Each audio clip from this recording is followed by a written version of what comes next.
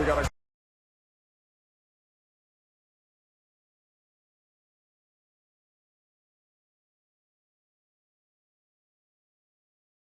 score for the Mets. That ball is pounded down the line, and they'll wave him home. And again, they're on their feet.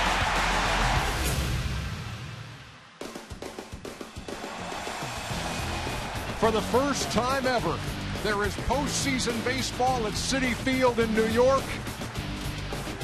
And this place is electrified as we approach Game 3 of the NLDS. The 2015 National League Division Series coverage on TBS is presented by T-Mobile. With the series tied at a game apiece, it's the Los Angeles Dodgers and the New York Mets here on TBS. Well, it is the most talked about moment of the postseason so far. Chase Utley taking out Ruben Tejada. There has been opinion all over the board from fans and players alike. Some say it's good, hard baseball. Some say it's the cheap shot heard around the world. Don't know where you stand on that, but we're going to talk about it once again here at Citi Field. Good evening, everybody. I'm Ernie Johnson along with Cal Ripken Jr. and Ron Darling. So we've had about 48 hours to digest this and look at it again and again and again and again. Cal, what's the bottom line for you? Well, I mean, I've had about 1,000 times or more trying to break up those double plays. And I've had about 1,000 times where people come in and try to break me up in those double plays. But I tell you what, in the playoffs, these slides get even harder. Remember back in 1973 where Pete Rose was going into Bud Harrelson.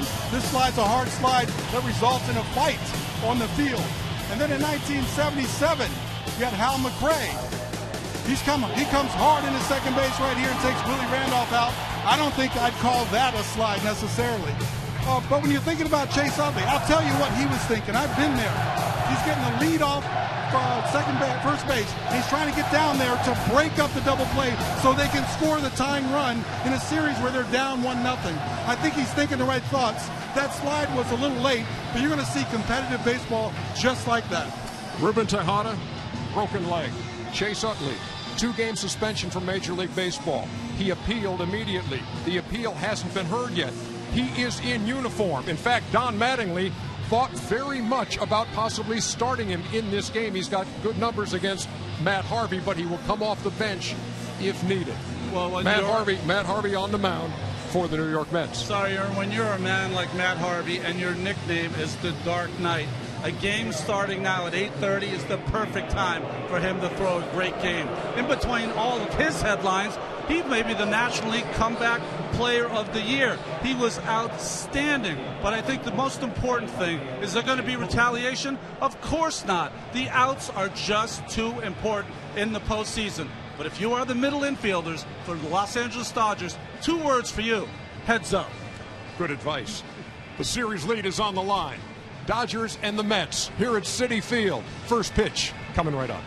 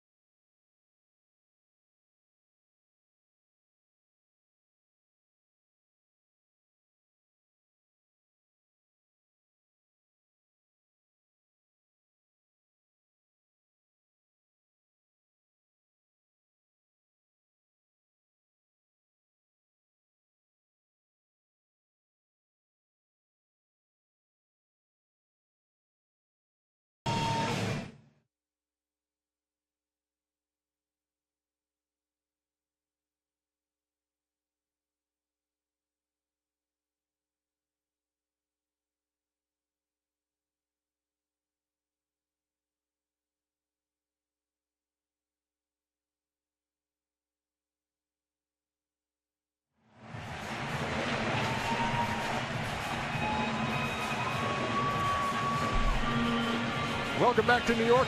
We get set for Game 3 of this National League Division Series between the Mets and the Dodgers, and an absolutely perfect night, 63 degrees. And what a series we've had so far, now reduced to the best 2 out of 3 as the series moves from West Coast to East Coast. Tonight's batting order is presented by T-Mobile. Howie Kendrick leads it off for the Dodgers. Jimmy Rollins gets the start at shortstop tonight. Corey Seager, the youngster, not starting in this one. Adrian Gonzalez in the 3-hole, then Justin Turner. Andre Ethier bats 5th, followed by Carl Crawford. Yasmani Grandal behind the plate. Kike Hernandez bats 8th in center field, and Brett Anderson does the pitching for the Dodgers. I think sometimes because he's such a large figure off the field, you forget about how good he is on the field. And he was 13-8 this year, and that's after missing all of last year after Tommy John surgery. There's a reason why he is pitching the first postseason game in Citi Field history. Let's take a look at the way the Mets line up defensively, Cal. All right, well, we know Matt Harvey's on the mound. You just heard from Ron Darling. Darno is behind the plate. Going across the infield, you got David Wright and Lucas Duda on the corners. No Ruben Tejada. Unfortunately, got hurt. William Flores is the short. Daniel Murphy is playing at second base. And around the outfield, you got Cespedes now in left field, McGarrison center field, and Curtis Granderson over in right.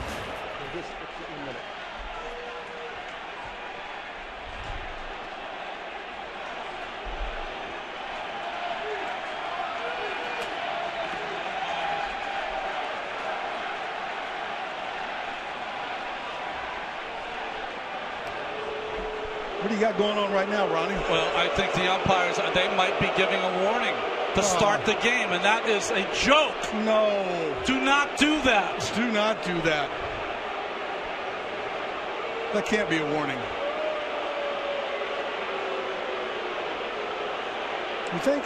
I mean, this is how you're going to start the game, the postseason game. You know, when we were talking to Terry Collins before the game, this is the one thing he said, please, I hope we don't do this. I hope they don't decide to start the game that way and take away pitching inside from starting pitchers in this game. Except what I could be wrong in the sense it's only Mattingly who's talking to the umpires, not Collins. So maybe Mattingly has a feeling of security issues for his team in the dugout. Yeah, because I was going to say, are we sure that it's a warning thing? It doesn't feel like it, doesn't look like it right now, but there's definitely an issue. Well, Gary Cederstrom, who's the crew chief, is now calling out Terry Collins of the Mets. What a way to start, though, if you're Matt Harvey on the mound. It doesn't look like a warning. No, you're right. It doesn't feel like it to me. We're so sensitive right now. We don't want that to happen. We want the game to be played the way it's supposed to be played. But I can't guess what it is right now. Well, we have 3 umpires right now talking to Terry Collins. Got 2 on the mound. And believe me, folks, it's anybody's guess is exactly what is being discussed right now. That's the equipment manager, Kevin Kirst, that Terry Collins was just speaking to. So you wonder what that's all about as he is talking to Gary Cederstrom. No angry words, some smirks and smiles, so maybe not something too serious.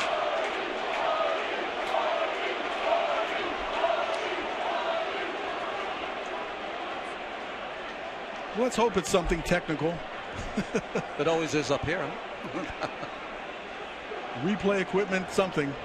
So Ron, you're the starting pitcher. You are amped. The juice is flowing. You're ready to go. And now you're going to throw a few more warm-up pitches. Yeah, it's just a horrible way to have to start it. But, you know, if the replay is not working or security issue, we don't know what it is. But that's a representative from MLB, and hopefully we'll get this thing started in the next few minutes. That would be nice. That's more issues now as Mattingly comes back on the field. Yeah, I'm wondering if your adrenaline is all firing. First time in the playoffs. Oh, you see Greg Gibson, that was pretty cool. He told Harvey, take as many warm-up pitches as you need. Harvey said, I'm ready to go. That is cool. He doesn't look like he's hyperventilating. No.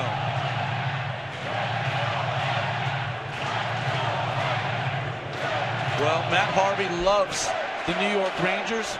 He's got his postseason hockey beard working. Whatever it was, it's over and done. Howie Kendrick steps in. Matt Harvey into the wind. And there's a strike. Greg Gibson, the home plate umpire.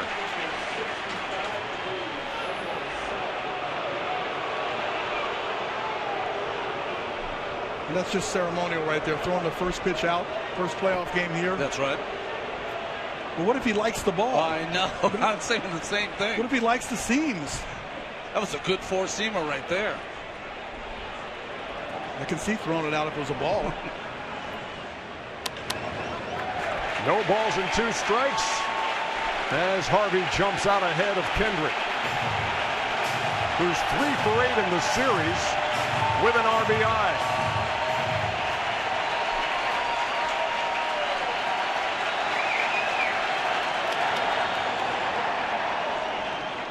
There was some thought given to Chase Utley playing instead of Howie Kendrick, but Howie Kendrick's been there the whole time. He's their second baseman, defensively and offensively, and their most consistent hitter.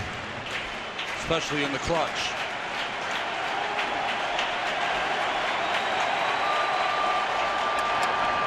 On the ground and in the hole. Flores across for the first out. So the guy who is stepping in for Ruben Tejada, who suffered the broken leg the other night, makes the first play. What did Terry Collins say before the game? I would love the first hitter to hit a ground ball to Wilmer Flores and have him an easy play, and he makes it. I would argue that's not the easiest play. Give me a chopper over the mound or something where I got some time. He backhanded it, made a nice play. And if you haven't played in the playoffs, you just prove that it's the same ground ball. It's the same throw. Okay, we got it over with. Let's go. Well, drawing a start for the first time in this series now is Jimmy Rollins. 21-year-old Corey Seager had started the first 2 games. And Seager had struggled at the plate.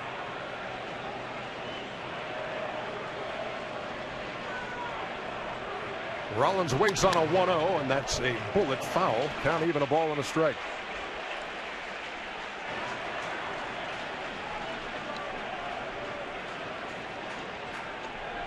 You see the pitch arsenal, Chevy pitch arsenal of Matt Harvey.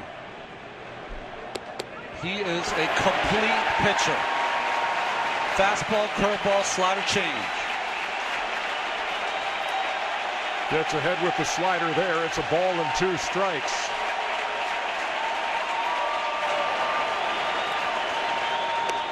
Ran it in and missed. 2 balls and 2 strikes. Rollins, obviously years and years playing for the Phillies, and Mets fans know him well. His first season with the Dodgers.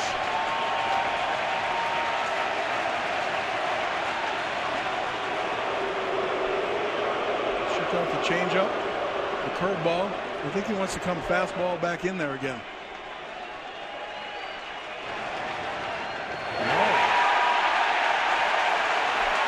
First strikeout of the night for the Dark Knight.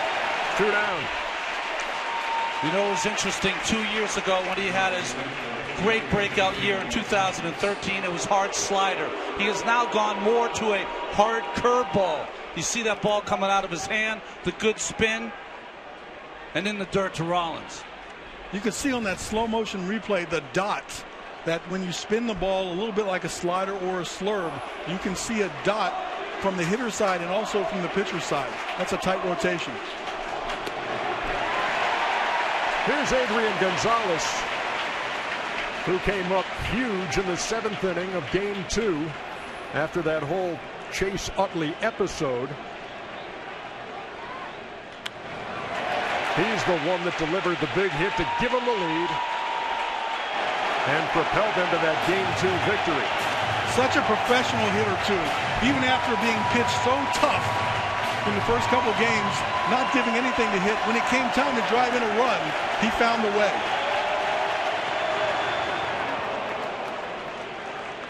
And when I say tough, I'm talking 101 miles an hour on the outside edge, 92-mile-an-hour changeups and 3-2 counts.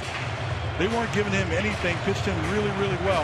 But he did deliver in the clutch both times when he had a chance to. 1-2 is upstairs, count even. No, game one, it was Gonzalez with the run, the RBI, the only run scored by the Dodgers in that game. And that followed 3 strikeouts earlier. Same story in game 2. Struck out 3 times and then delivered. 2-2 on the ground to first. Lucas Duda. 1-2-3 go the Dodgers in the first.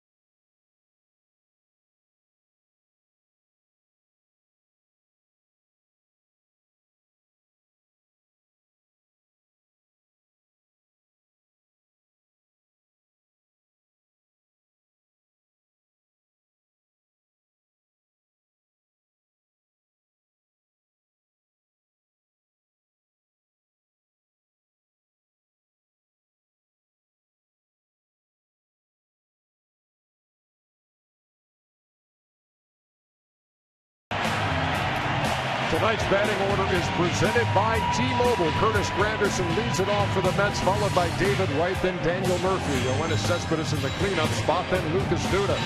Travis d'Arnaud does the catching. Wilmer Flores is the new shortstop. Juan Lagares in center fielder, and Matt Harvey on the mound as they face Brett Anderson. Well, Brett Anderson is the name in that rotation that you don't know about for the Dodgers, but he was a ground ball specialist this summer and went 6-1 in his last 9 road starts. Working quickly and jumping out ahead. No balls and 2 strikes. He's got that overhand sinker that doesn't really dominate lefties or righties.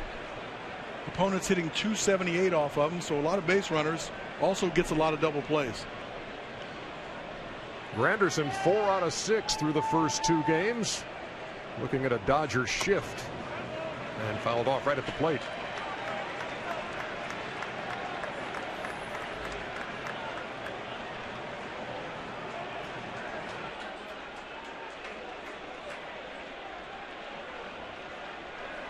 Anderson has made a postseason start before in his career. It came as a member of the Oakland A's. And in fact, he started an elimination game for the A's and kept them alive against the Tigers in 2012. That pitch sails outside. 6 shutout innings in that game. See that big breath by Anderson. He has never faced the New York Mets.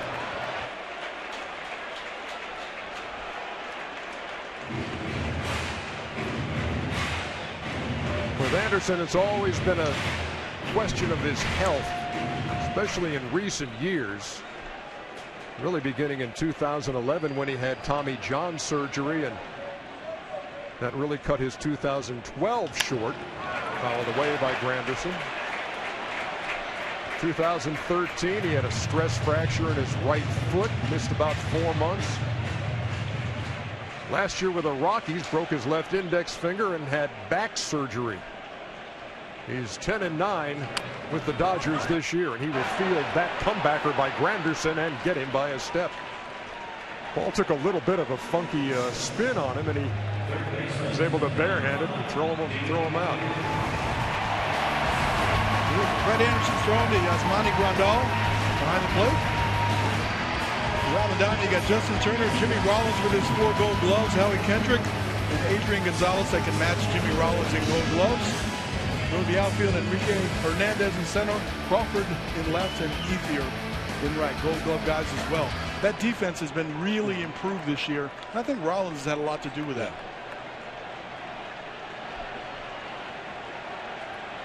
Here's David Wright.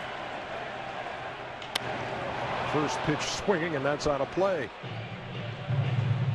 I think in the past, the execution, some of the errors have really been cleaned up. Yeah.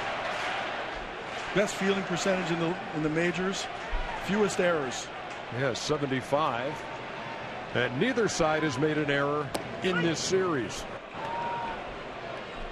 When you look at the combined line score, 5-10-0 for the Mets, 6-14-0 for the Dodgers. Oh, they checked for help down there at first, and Chris Guccione says yes, he went. David Wright down on strikes here in the first. Yeah, couldn't hold up. That old-fashioned way to say, did he break his wrist? Yeah, I think he did. Couldn't control the barrel of the bat. I don't know if we can say the fielders have been good or bad. Very few balls put in play in this series. 25 strikeouts aside coming into game 3. That was nearly half the outs the Dodgers made in the first 2. 25 out of 51 outs. Those 50 strikeouts in the first 2 games, a major league record for consecutive games of a postseason series. He was part of that. He was a big part of that.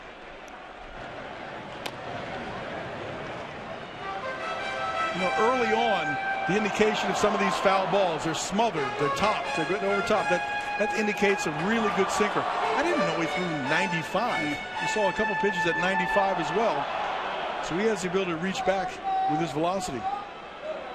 37 and 41 in his career is Brett Anderson. Murphy waiting and takes a strike. 1-2. As I recall, Iron Man, you're fond of calling guys like this who throw hard and throw low in the zone like they're throwing a bowling ball. That's usually the right-handers that used to bore in on me. But left-handers, there's been a lot of them that have this nasty sinkers with velocity now. So the Mets left-handed hitters who performed pretty well against Clayton Kershaw in the first game are getting a totally different look. Instead of cutters and fastballs and curveballs away, it's sinking fastballs that are in on their hands.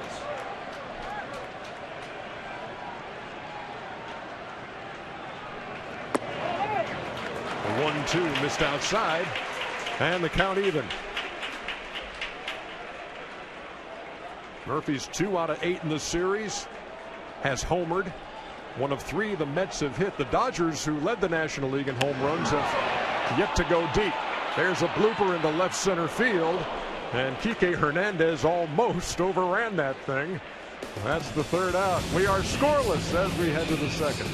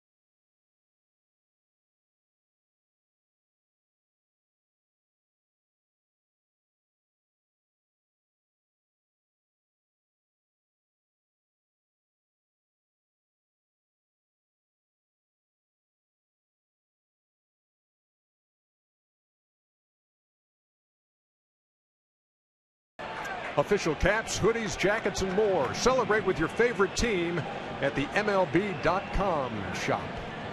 We head to the top half of the second inning here at Citi Field. 4, 5, and 6 hitters due for the Dodgers. And Justin Turner, the former Met, takes a ball from Matt Harvey. Harvey, number 6 in the National League, and opponent batting average. He held opponents to .222 at the plate.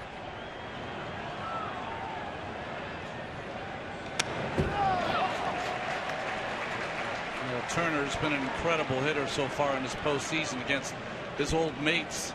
4 for 8.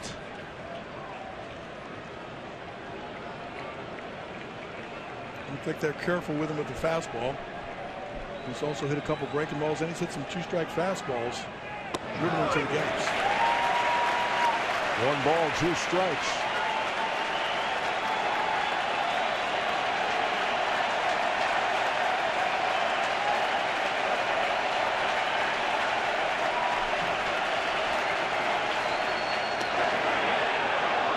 Tried to paint the corner and missed, and the count even. Talk about painting the corner. That was a nice shot of Travis d'Arnaud's orange little nail polish on that pinky. Hard to miss. Up the middle, base hit. Past a diving Daniel Murphy. All right, Sam Ryan, we want answers. We want answers. What happened there at the beginning of the game? I have some answers for you, Ernie. The problem was with replay, indeed, on the Dodgers side. The replay phone from the dugout to the clubhouse was not functioning properly. It's all fixed now, MLB officials tell me. So replay phones on both sides, the Dodgers and the Mets, are up and running. Everything's good now, guys. That is good to hear. Well, and we're glad that was the reason. Well, it's good to hear, but I also apologies to the umpire. I said it would be a joke that they started this in a warning. They did not. The joke was my premature assumption. If you're fooled on that first one, it's 0-1. So just for fun, how would they have started the game if they're going to issue the warning? I think they would have done it at the manager's meetings. Okay. Yeah. You wouldn't have done it. It wouldn't have waited on the field. Yeah. Because we were all worried about that in the production meeting today. I'm over goosed over here. I'm just excited.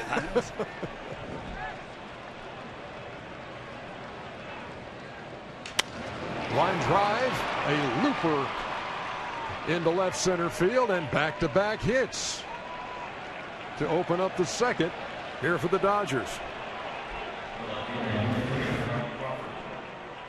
This looks like a tailing fastball that goes off the end of the bat. Ethier gets just enough on it to carry it out in left center field. Ethier and Turner have taken some good at-bats in this series.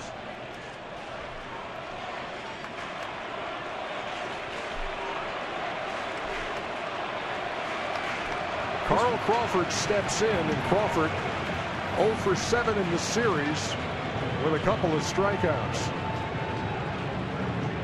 You would think this could be a sacrifice or a controlled bunt for a hit. Right here to move the runners up, put a little pressure on the defense. Wright is expecting it. He squares and bunts it back to the screen, 0-1. Well, we saw this in the wild card game. The issue with Carl Crawford, if he's bunting, you've got to take it away if you're the third baseman, because he has such tremendous speed.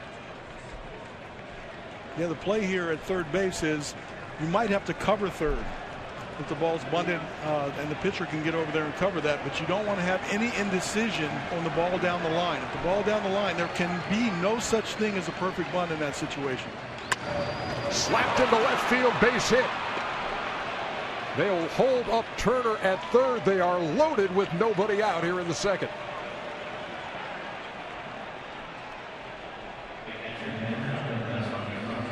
It's just a good piece of hitting. Bring him in a little bit on the bunt and then slap it right past him in that hole between short and third. Big time scoring opportunity here in the second for the Dodgers against Matt Harvey.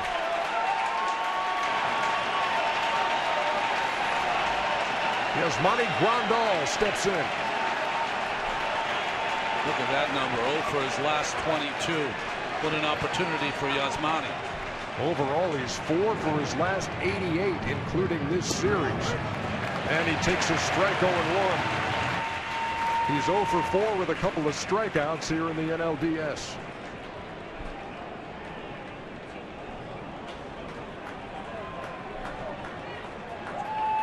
Turner, Ethier, and Crawford, your runners. Nobody out. Well hit, base hit into right. That's going to score a run. That's going to score 2, and the throw comes into third, and it's wide. And here comes Carl Crawford, and he's going to score. Grandal delivers. The Mets help out defensively, and 3-run score.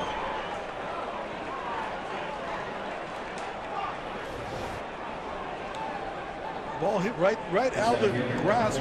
Amazing that Ethier got such a good jump on second base to come in and score. Sets up a throw to third base. Granderson throws wide. Right can't handle it. And another run scores. What you have to do if you're Matt Harvey there, you hustle behind the plate. Once you realize the right fielder is not going to throw home, you got to hustle behind the third baseman. It's almost like you go halfway between third and home. So Grandal at second. And here's Kike Hernandez. 3 runs are in here in the top half of the second. Talk about a crowd quieter.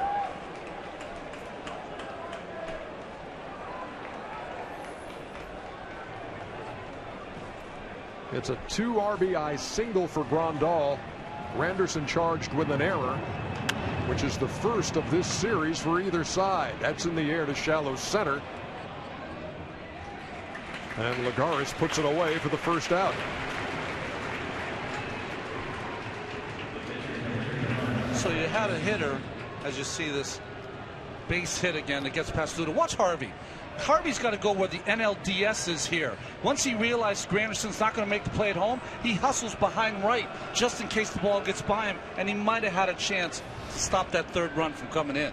He had a great look at Ethier right there. Ethier took a chance and went. That ball was barely missed being caught. If that's caught, it turns a bases loaded, no out situations into a double play. That's the worst thing that happened. Got a little break, or maybe he could read it that good. Here's the pitcher, Brett Anderson. That normally in the situation where you're going to be aggressive, you're going to be conservative and go one base at a time. With a good read, caused 2 runs to be scored, and maybe assisted in the third.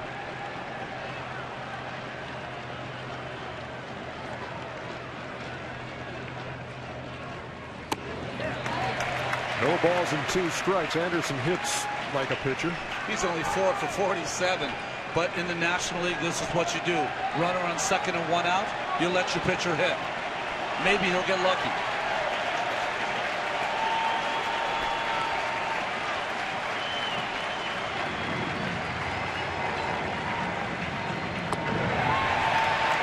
Goes down swinging.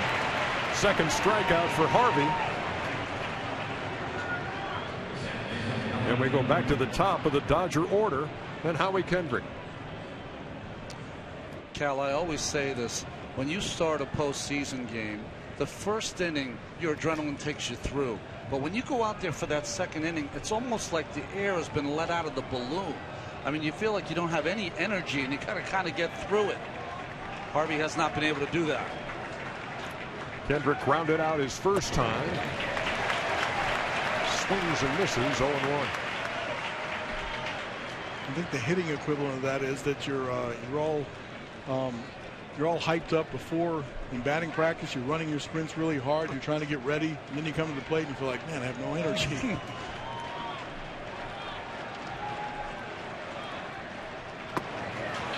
Tried to hold up, couldn't. 0-2.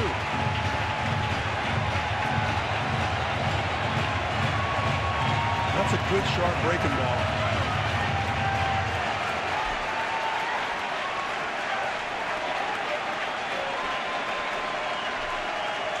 Kendrick 54 runs batted in the regular season.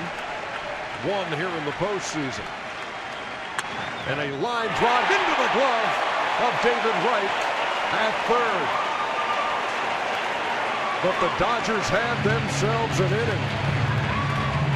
4 straight hits. Played 3 runs. Could have been more, but Wright flagged it down.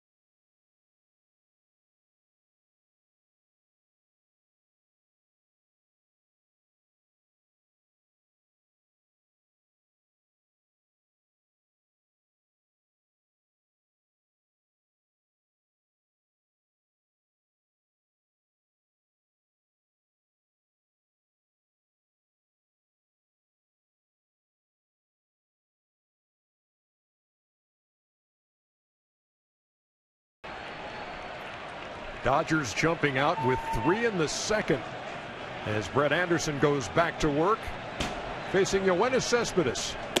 Takes a strike, 0-1.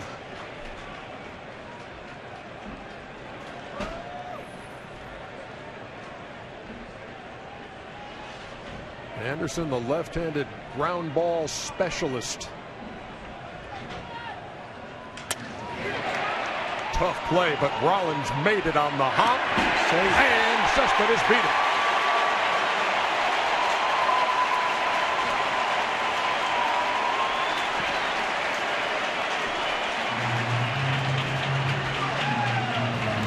I was wondering about the spacing on the shift.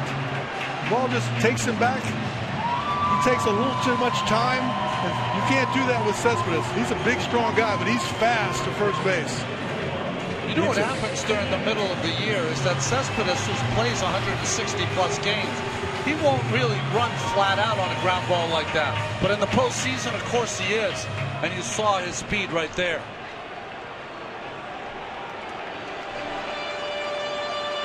So the leadoff man on here in the bottom half of the second inning as the Mets try to do something about a 3-0 deficit. Here's Lucas Duda. 27 home runs in the regular season. Took left-handers deep 7 times. And the left-hander Anderson throws the breaking pitch over for a strike. From up here, you look at high home, you say, why wouldn't he just bunt it, you know, to straightaway third or straightaway short? Seems like it's being given to you. Anderson has good stuff right now.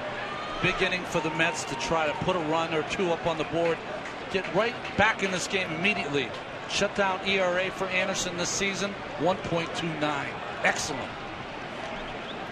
His teammates gave him a 3-run second inning to work with.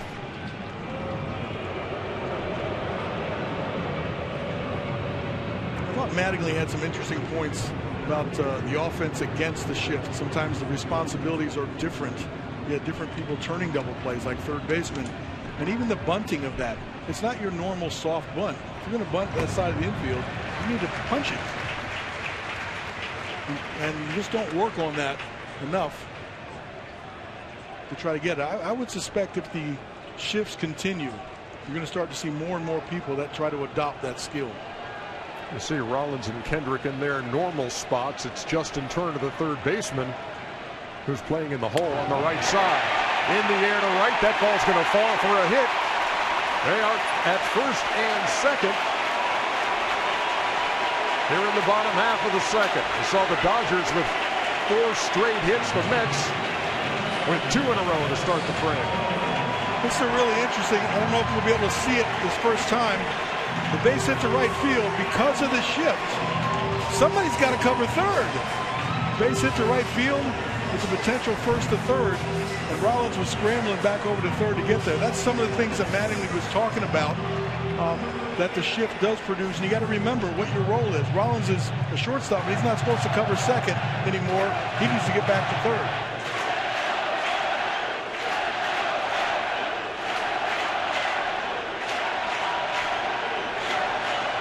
Here's Travis d'Arnaud to left center field. That ball's going to get down for a base hit.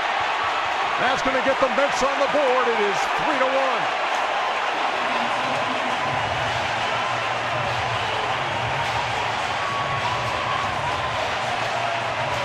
A nice response to that free spot you put up. They're trying to get right back in the game right away.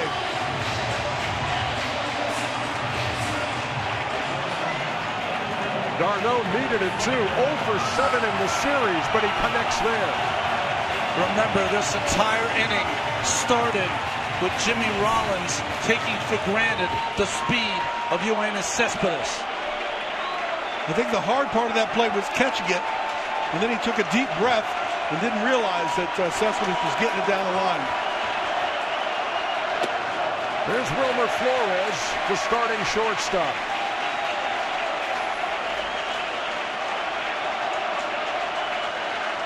Flores made 96 starts at short. He's starting tonight because Ruben Tejada had the broken leg in the Chase Utley run-in the other night. Had strep throat in late September. Could not eat anything. Lost 10 pounds during that illness. And among Mets fans, best known for that episode earlier this season, right near the trade deadline.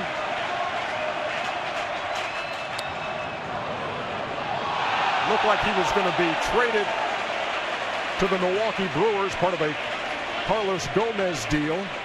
He got word of it while on the field and had to wipe away tears. He's been with the organization since he was 16. Turns out that trade did not go through. A couple nights later, he hits a walk-off home run.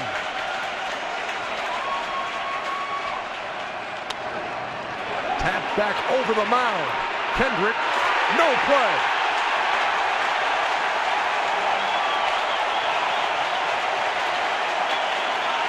Infield hit. They're loaded with nobody out.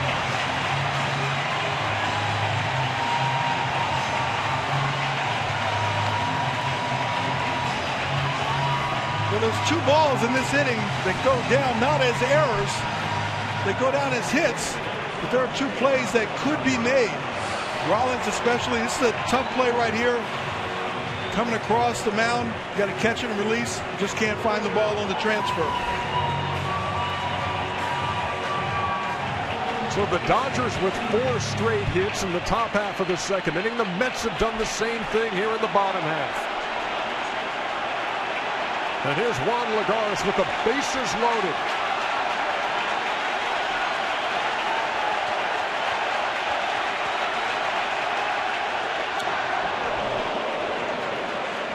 Mets are being really aggressive in this inning of Brett Anderson. It's the same situation, bases loaded no outs. If you're the base runners, you want to be a little conservative. You don't want to have a line drive hit at any one of the infielders that can turn into a double play. So make sure you're conscious of who's close to the bag.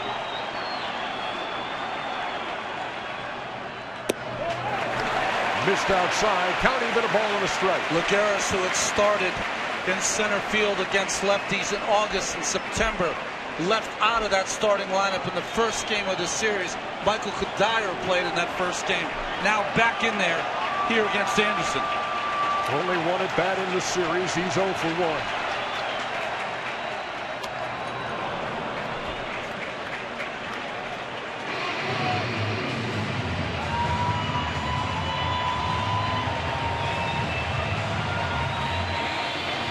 First playoff game ever here at Citi Field.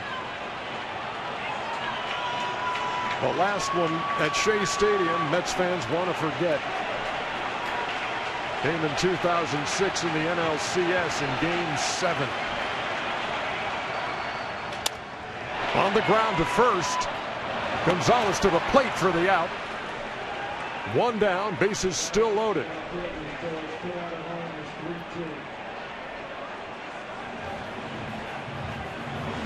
Adrian Gonzalez can really handle the glove over there at first and made this look easy. A really nice play because he's throwing like some of the other infielders around the diamond on the run.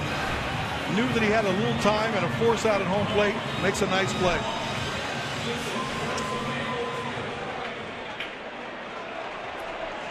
Well, Matt Harvey, you put yourself into this fine mess. Can you extract yourself from it? He bats with the bases loaded and one out. And takes a strike 0-1. That Game 7 back in 06 against the St. Louis Cardinals.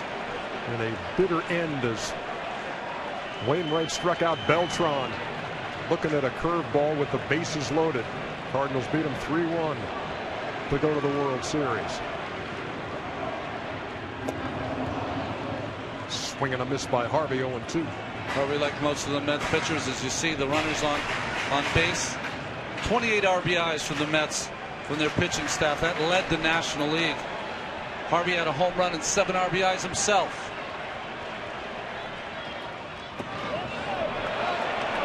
He did not go, says Chris Guccione. In fact, at one stretch, he had 3 straight games in which he had knocked in 2 runs in each.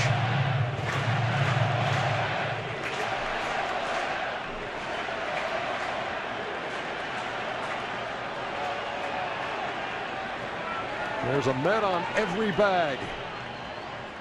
And Harvey goes down swinging for out number 2. Nice pitching there by Brett Anderson. Treated Harvey like a hitter, just kept staying with that good hard slider. See that release, just tries to back foot it, and he does. Back to the top of the Mets order now in Curtis Granderson, who hit a little number back to the mound his first time.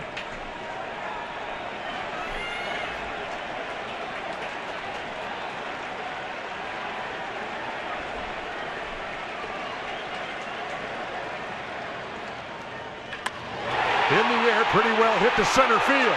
And that ball is off the wall. It's going to clear the bases. Curtis Granderson delivers a bases-clearing double.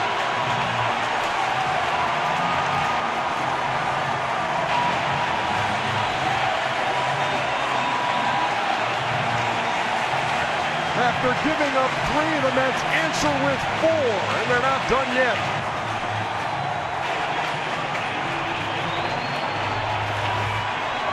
The first pitch fastball, Curtis doesn't often swing at the first pitch fastball. Went up there looking for it. A high sinker. It's a rocket off the wall. Scores all 3.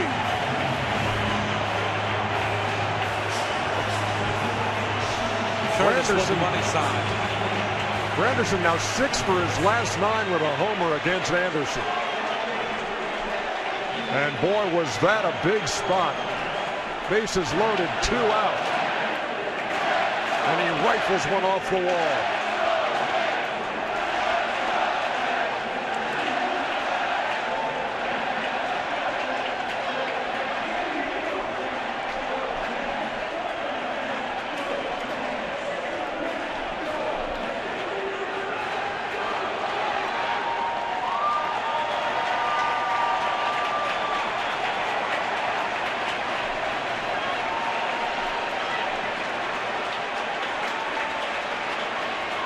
Here's David Wright. Before this inning, the Dodgers had 25 at-bats with runners in scoring position. The Mets had 4 at-bats with runners in scoring position. Trying to change that stat in 1 inning.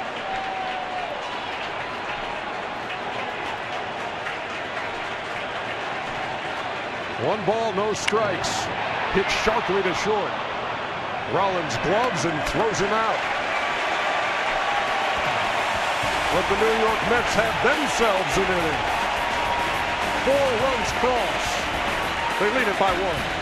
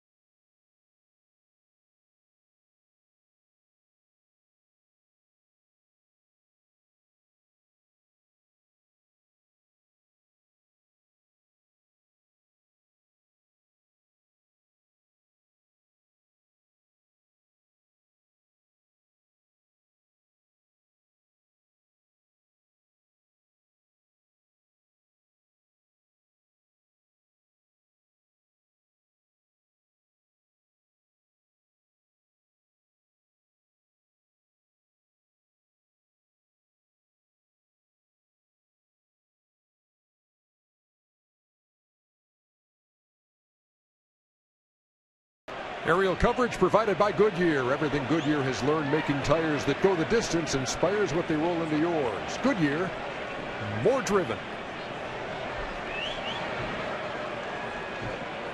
Top half of the third here at Citi Field, and Jimmy Rollins takes a strike. So both sides 3 up, 3 down, quietly in the first. Both teams going nuts in the second. It's a 4-3 game, and then decibel level here at Citi Field has gone from off the charts to non-existent, and then the bottom half of the second inning, man, were they raising the roof here.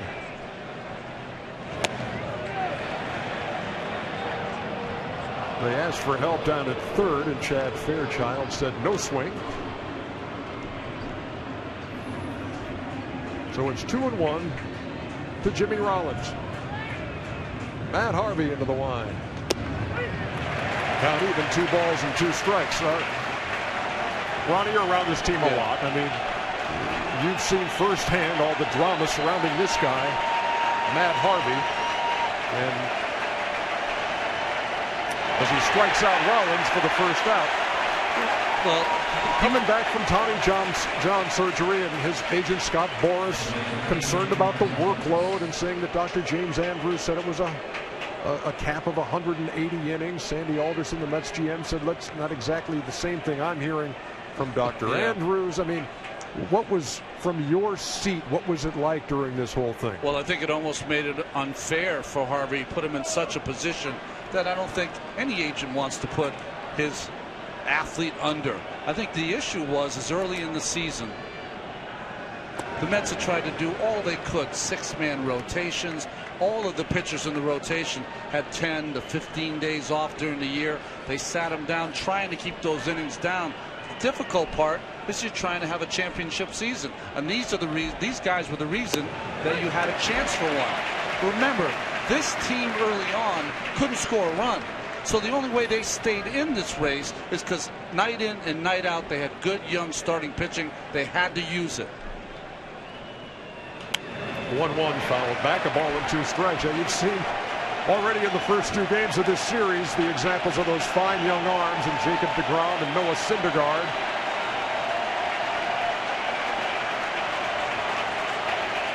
Matt Harvey going 13-8, ERA of 2.71 in his 29 starts and 189 1/3. The innings worked.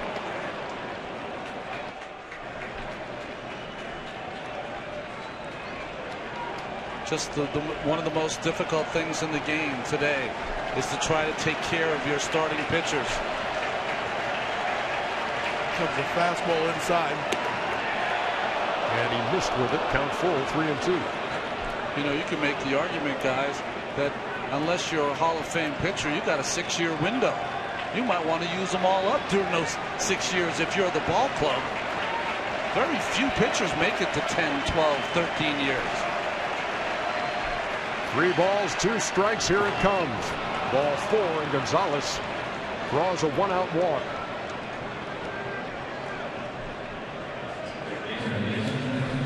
Let's take a look at StatCast, powered by Amazon Web Services, at the bases clearing double by Curtis Granderson.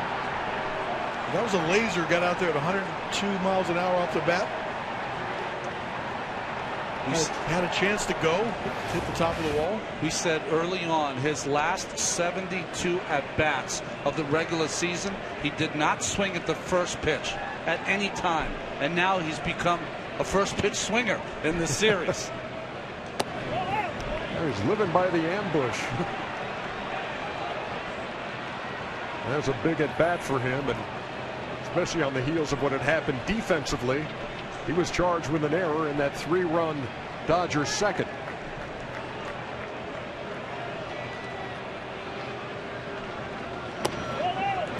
Justin Turner swinging a hot bat. It's interesting, all 5 of his hits in this series have come with 2 strikes. It was Turner who got things started in the second, when the Dodgers had 4 straight hits to open the inning. They would score 3 times. 3 balls and no strikes. That wasn't close. Well, these are the issues you have with your young pitchers when you decide to rest them. Give them extra time. They're pitching on 9 days rest in this start. Sometimes hard to keep your control. His last start was October 3rd on the losing end of that Max Scherzer no-hitter. Swinging 3-0 and fouls it out of play.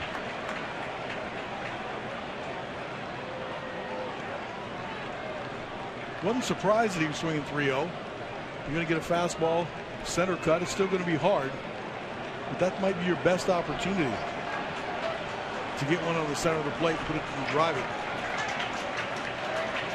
Gonzalez is the runner at first. Turner waiting on a 3-1. A bullet into left field, base hit. Gonzalez will round second. He's going to stay right there. 2 runners on with 1 out here in the 3rd. I don't know why Gonzalez didn't challenge Cespedes. No. Just kidding. But Turner continues to torment the Mets. His 6th hit, 5 of them have come with 2 strikes. That one ahead in the count. Dan Warthen, the Mets pitching coach, is on the mound. He's got some Dodger ties. He was their bullpen coach for a couple of seasons. Been a pitching coach for the Tigers and the Padres in Seattle. Pitched for the Expos, pitched for the Phillies, pitched for Houston.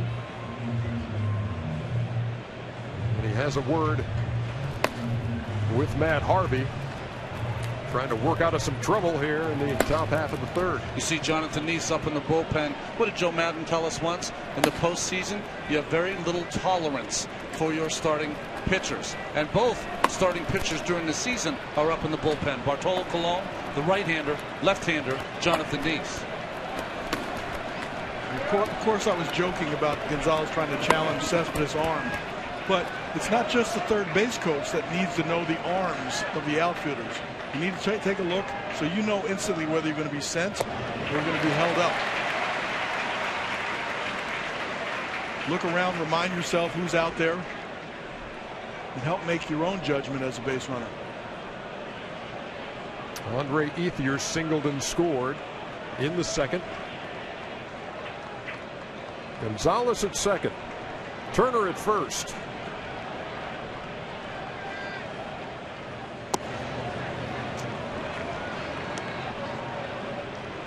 Real example of this last couple of innings that it doesn't matter how hard you throw, how good your stuff is. If you work behind in the count to hitters, you put yourself in harm's way. Yeah, he doesn't look sharp. Sharp with his control, missing with his fastball. This will be pitch number 52.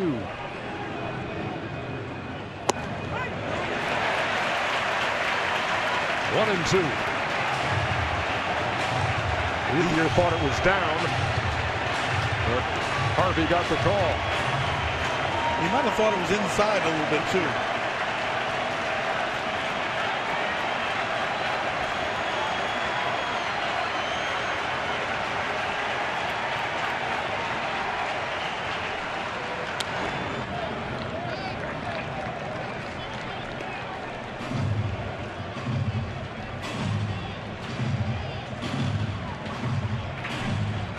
Carl Crawford waiting on deck.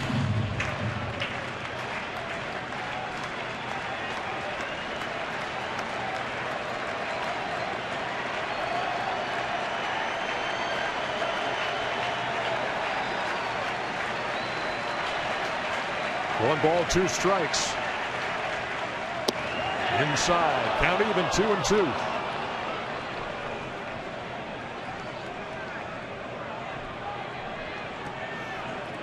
Terry Collins was talking about his philosophy hitting against the likes of Greinke the other day. They don't swing at balls just in. The Dodgers approach the game the same way.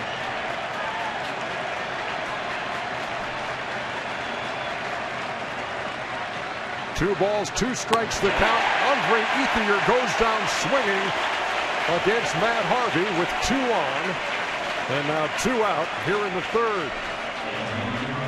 Just joining us, having watched the Chicago Cubs beat the St. Louis Cardinals to take a 2-1 lead. This is game 3 of the NLDS between the Dodgers and the Mets. Dodgers scored 3 in the second. Mets answered with 4 of their own. And here we are in the top half of the third. Carl Crawford swings and misses, 0-1.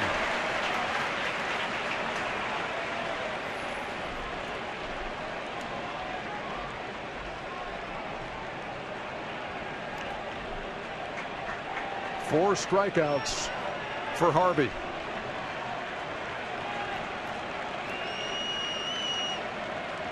The 0-1 to Crawford. Fouled straight back. And they're on their feet here at Citi Field.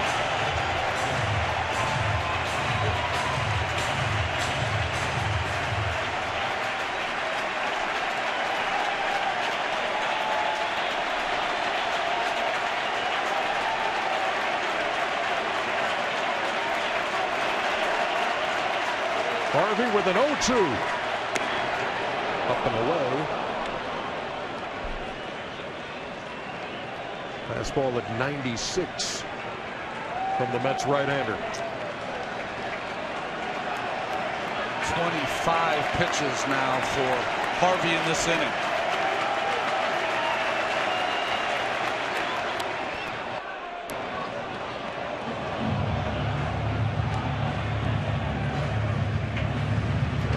pitch fouled off.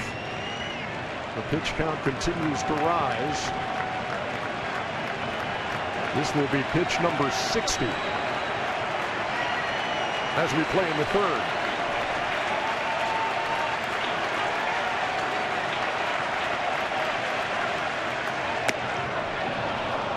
Two balls and two strikes. It's a lonely feeling that happens on the mound when you're in these situations. You know you don't have your good stuff. You're trying to find one pitch, whether it's a fastball, curveball, changeup, whatever. One pitch where you snap it off just right, or it leaves your hand just right, where you think, I'm back. Hasn't happened yet for Harvey. Got to be careful here. Crawford, his power comes from the off-speed pitches with two strikes. And he waves at that one to end the inning. Dodgers put a couple of guys on but can't move them. We head to the bottom half of the third.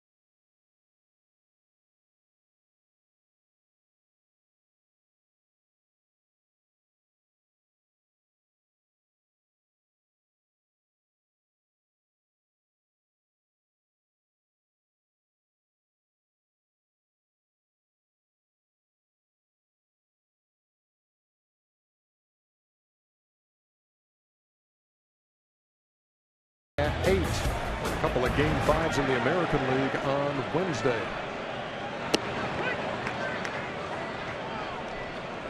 Daniel Murphy takes a breaking pitch over for strike one. But Anderson's got to find that little late sink again.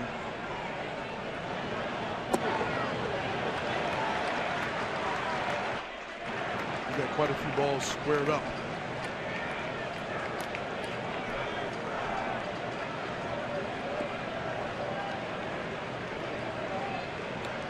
Tuck the laces in, Cal. That's the problem. That makes the sinker sink a little bit more.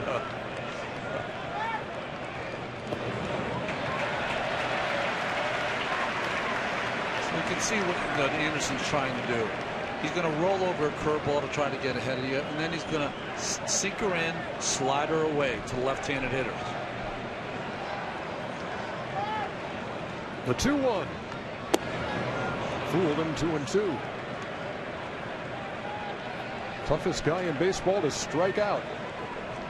Daniel Murphy.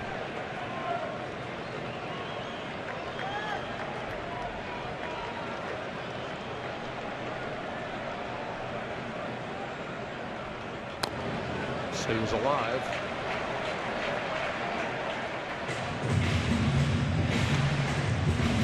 Jimmy Garcia loosening up in the Dodger pen. This is not one of those mid-May starts where you can kind of work your way out of it. If you don't have it, you're gone. Really a profound sense of urgency come October. I mean, this is the tooth and nail game, isn't it, Cal?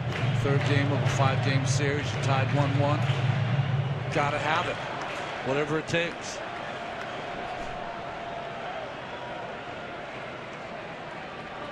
The 2-2 to Murphy. On the ground to first. Gonzalez is pretty automatic over there, folks. One down. Well, if you're just joining us, Yasmani Grandal coming up huge in the second inning with the help of an error by Curtis Granderson as 3 runs scored, and then Granderson with the bases loaded clears them off the wall in right center field. So Curtis almost said, okay, that error that might have cost 1 run. How about let me get 3 back on this swing? Well, the Mets answered with 4 in the second, and that's where we stand. 4-3, bottom 3.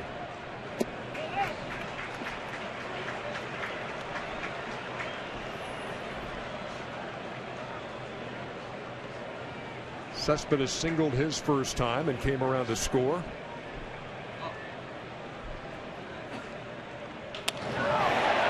To left center field. That's going to get down for a base hit.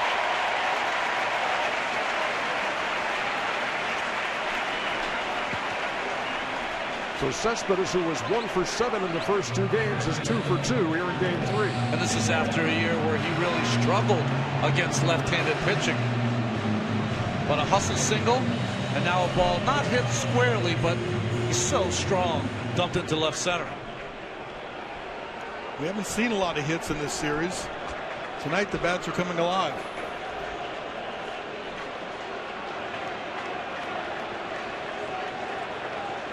Lucas Duda singled his first time.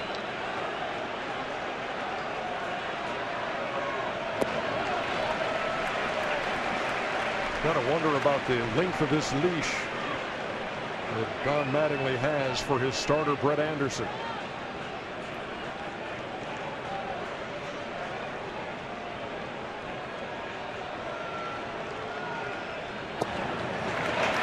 Right-handed hitter Travis Garneau in the on-deck circle. If you're a starting pitcher in this kind of game, you don't start getting some outs, manager's going to come out and hurt your feelings.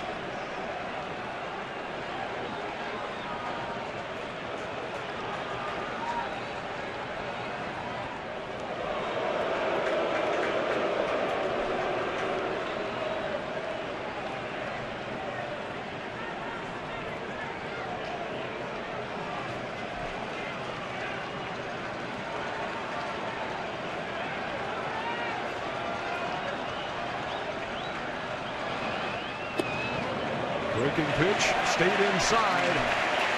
3 balls and no strikes. Tim Tuffleby, Mets third base coach.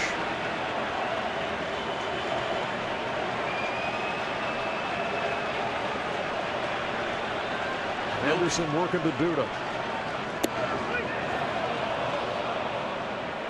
It's interesting. There's 2 factions of hitters. Guys who like to swing 3-0 and guys who do not like to swing 3-0. Lucas is in the second camp.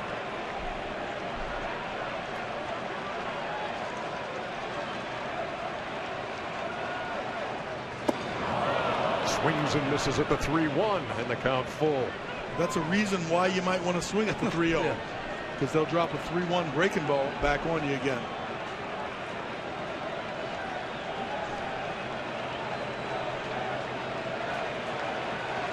Cespedes edging away at first.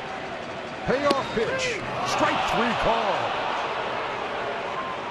Brett Anderson battles back from 3-0 and gets Duda looking. Boy, that was outstanding pitching. Almost everything away, and he decided to come in and challenge Duda on the inside corner.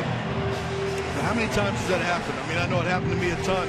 You let the pitcher back into the at-bat by taking the fastball, and then he throws a breaking ball to you. Now you don't know what you're going to get. And he throws a perfect fastball on the inside corner. You got to walk back, having been up 3-0. Here's Darno. Hit well to left. Back toward that wall. Crawford goes back. It's gone. Travis Darno with a 2-run homer.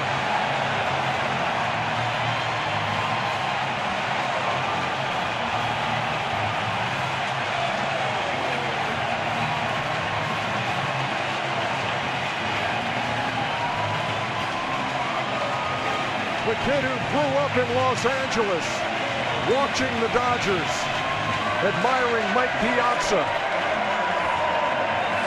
just delivered a 2-run shot.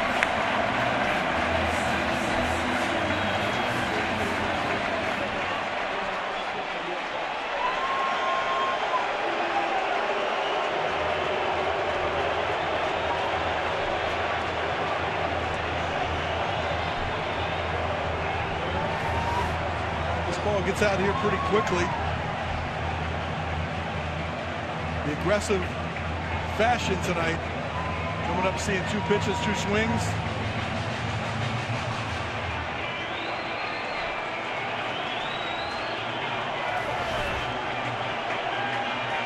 The Dodgers led the National League in home runs, but it's the Mets who have hit all the long balls here in this LDS.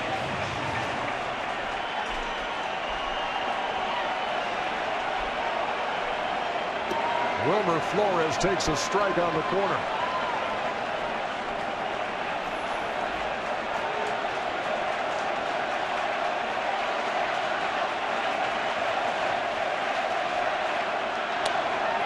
Line drive into the glove of Gonzalez at first. But 2 more runs for the New York Mets. With 1 swing, Travis Darno. 6-3.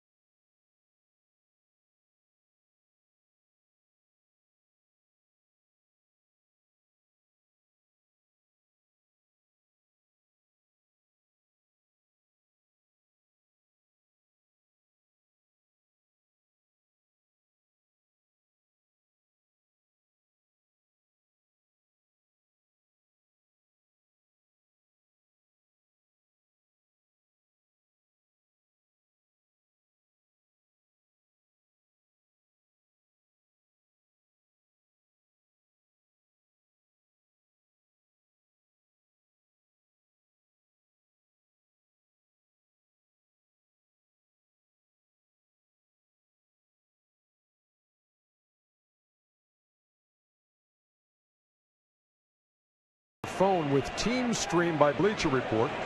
Get the latest MLB news, scores, and highlights all in the palm of your hand. Download Team Stream on the App Store or Google Play today. Top four, Yasmani Grandal leads it off against Matt Harvey.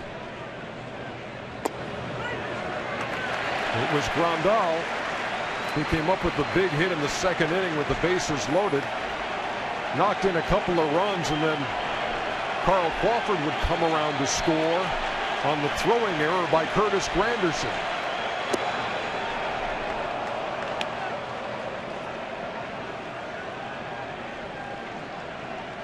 Good sequence right here to start off with. Fastball inside corner, change up, and then back inside again.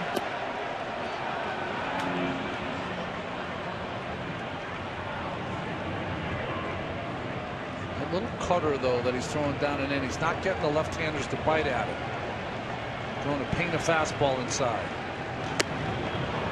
Up in his eyes, 3-2.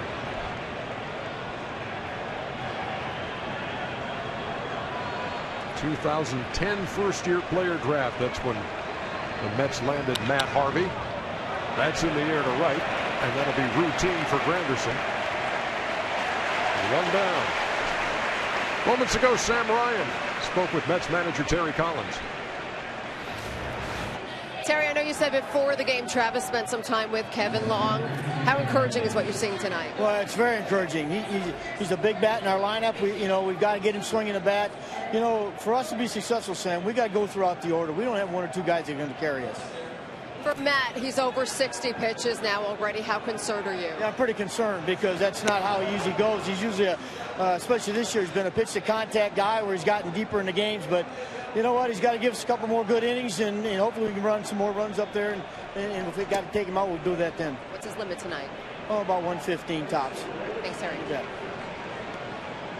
115 tops is Terry Collins going to the outside limit on what Harvey will be able to do tonight. Kike Hernandez in the hole. That's a nice play by Flores for the second out.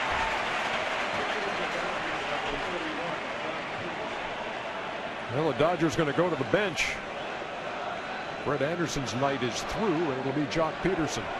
He's talking about Matt Harvey and the Mets drafting him. The Angels drafted him out of high school, but turned that down and went to North Carolina instead.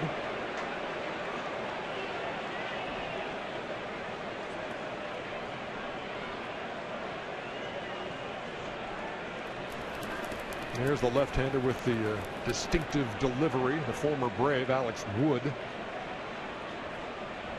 Bulldog, isn't he? He is, as a matter of fact. Jock Peterson 2 for 5 in his career against Matt Harvey, and does have a home run.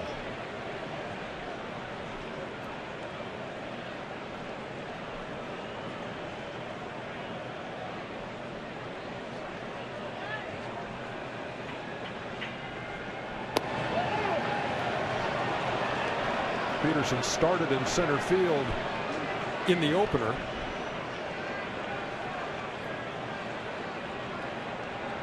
Through an intentional walk in that game. And he takes a strike. You don't usually see that protective pad placed right there, Cal.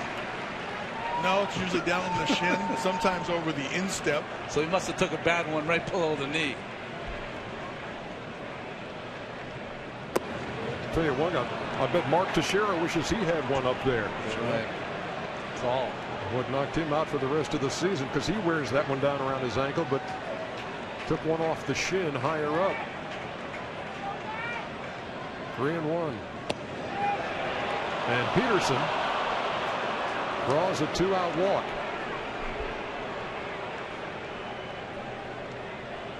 Cal, it's one of the common things we've seen from the Mets young pitchers in the series, isn't it? 3-2, 3-1. We've seen a lot of change-ups, a lot of breaking balls.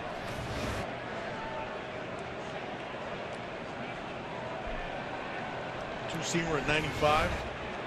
Really close. We'll call the ball. But you're right, there is the art of pitching for sure, and dropping different pitches and different counts means you have better control. But when you do have guys that throw 97, 98, 101, and you have guys that might not have power at home plate, you don't want to risk throwing your second or your third pitch when you have that. Leadoff man Howie Kendrick at the plate for the third time in 4 innings now. But I don't want to tell Adrian Gonzalez that, though. No. Because they were dropping those sort of change-ups 3-2 on him. Boy, more fastballs and not a lot of change-ups. Usually see more breaking pitches from Harvey. Chevrolet Pitch Tracks giving us the rundown on the Mets right-hander, who's ahead, no balls and 2 strikes. And he strikes out Kendrick to end the LA 4th. We head to the bottom half. New York Mets on top by 3.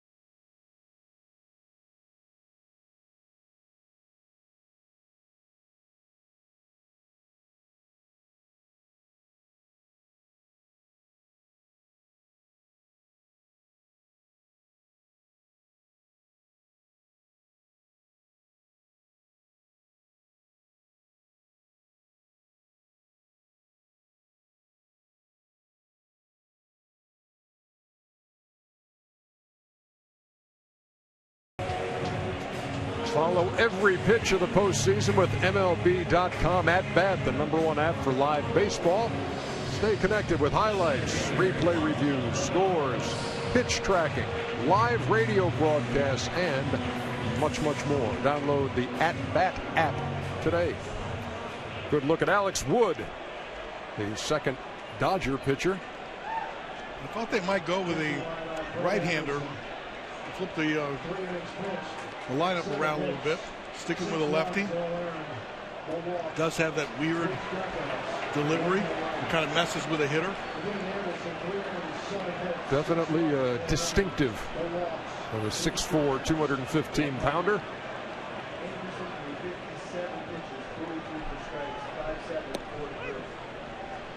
And Juan Lagares takes a strike, 1-1. Sometimes it takes a little bit to get used to when you see the arms and legs come flying, and he kind of whips the ball in there. In the air to right center field. Hernandez goes back. He won't get there. One hop off the wall, and he's going to hold up at second. We've seen Kike Hernandez number a couple of times tonight, trying to chase down balls in the outfield, and that one out of his reach again. He has been playing a little bit shallow out there. And this is a fastball down and away. Does a nice job of driving it out there. Kike tries to get to it. This might be catchable if he plays a little bit deeper.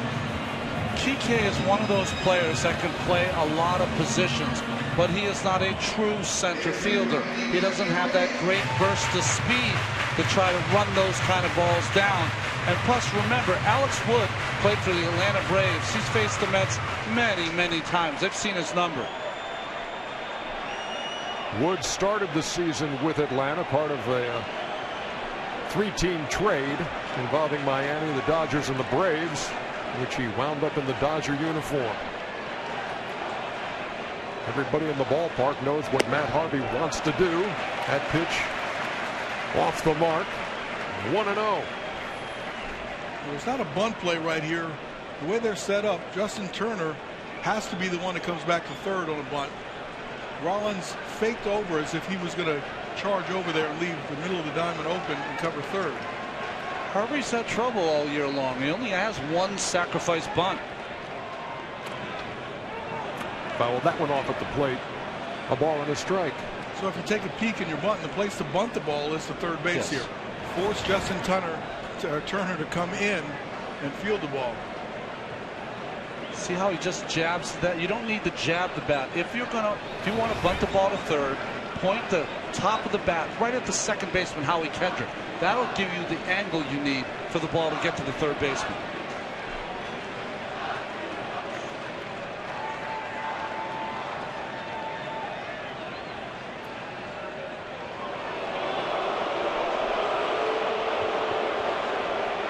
Doesn't matter where you are. No one likes that move. No matter what country, no matter what inning, you do that, and you're going to hear folks yell balk and Mel Boo. Harvey already squaring. Fouls that back. I'd like for them to outlaw that. The inside move. They stop the fake to third, throw to first as a balk. Well, I thought you wanted them to outlaw pitchers being unable to lay down sacrifice bunts. That's second. But that inside move is really deceptive. It's designed to be that way.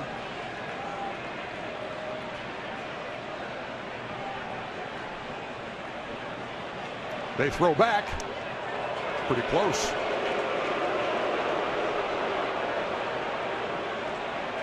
The way you deter someone from trying to steal third base is by putting your pickoff plays on, not just bluffing, making them realize that we have that play. Harvey gets in a good position to bunt, but watch how far he goes up the bat. He doesn't give himself a lot of bat to be able to bunt the ball once he moves that right hand up the label. Strike three called as Harvey brought the bat back.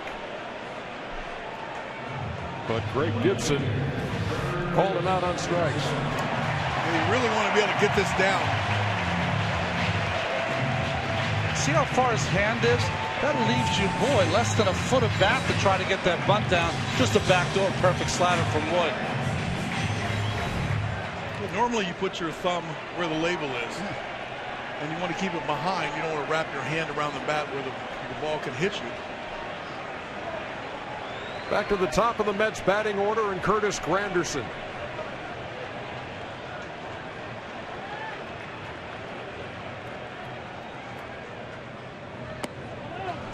Sails outside, 1-0. So now you got me watching to see how hitterish he is on the first pitch. It looked like he was ready for the fastball, took the breaking ball. Granderson, a ringing double off the wall as last time. Scored 3.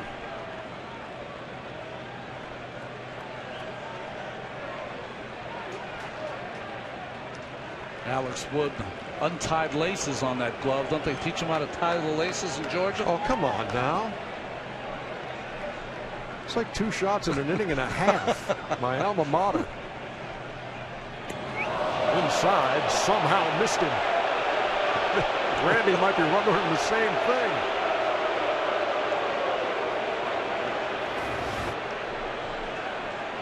Mets fans don't want any pitchers close to their hitters or any of their middle infielders to have a slide into them.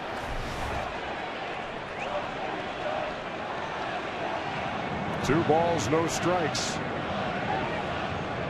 Wood to Granderson.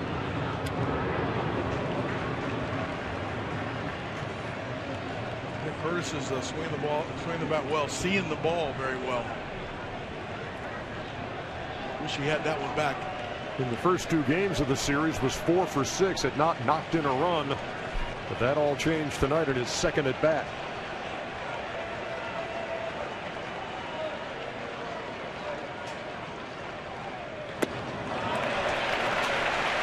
Can't say enough about Curtis Granderson, what he's done to change his career.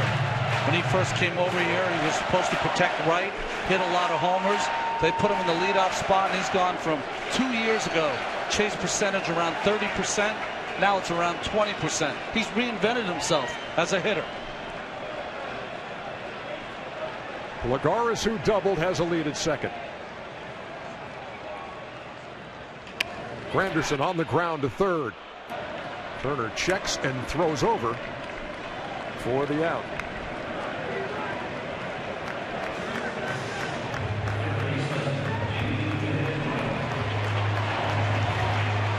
These shifts, Cal, end up two people trying to cover a base that don't play the position. We got Rollins and the pitcher coming over to cover, and Lagares says, what am I supposed to do? No one's holding me close.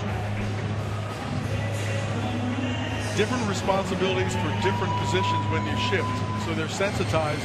I don't know how Rollins is going to get there from the other side of second base. But clearly they're sensitized to get over there to cover. Sometimes you think about it, the catcher might be the closest out of that shift. He's 90 feet away. Rollins is a little further than that, probably 30 feet further. David Wright steps in, and then time is called.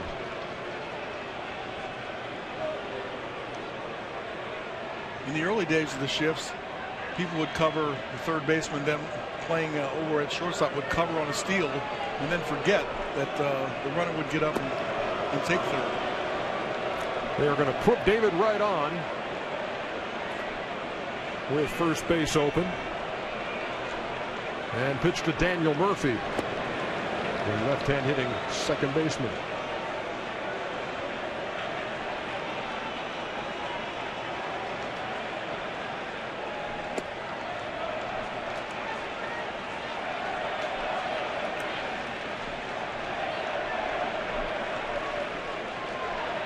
Well, Donnie Mattingly said it early in this series. It's one of the reasons he took Kershaw out after Kershaw had walked 3 in the first game of that 7th inning. He said David Wright just kills lefties. Here comes Rick Honeycutt, the Dodgers' longtime pitching coach. This is called the 6 runs in 3 2/3 diet. You just keep going from the dugout out to the mound.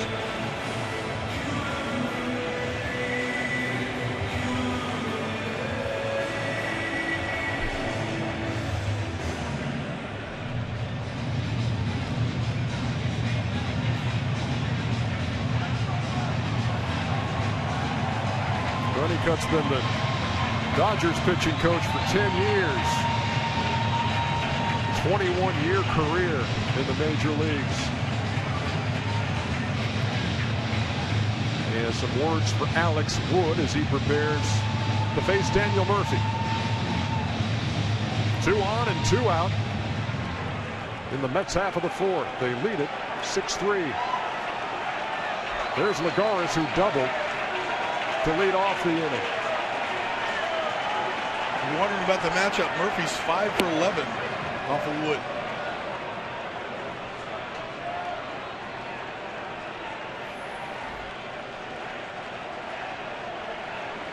Murphy 0 for 2 tonight.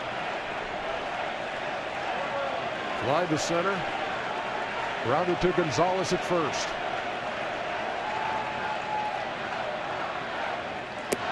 Way upstairs. 1-1.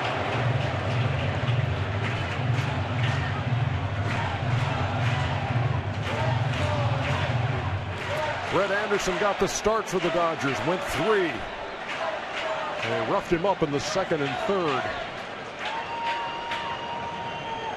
Alex Wood trying to get out of this unscathed. There's a strike. 1-2.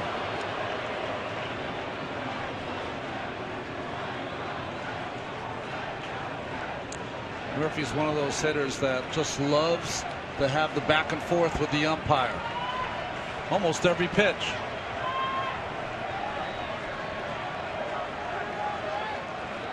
Lagares and Wright, the base runners. That's up, 2-2.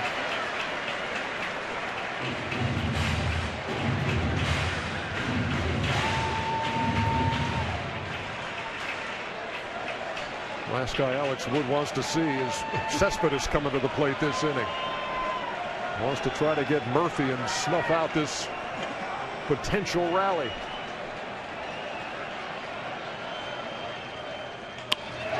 Into left field, that's a base hit.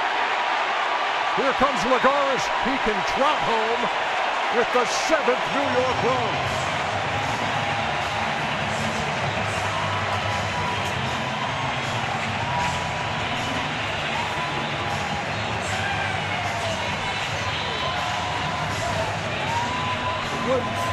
He's trying to get out of it.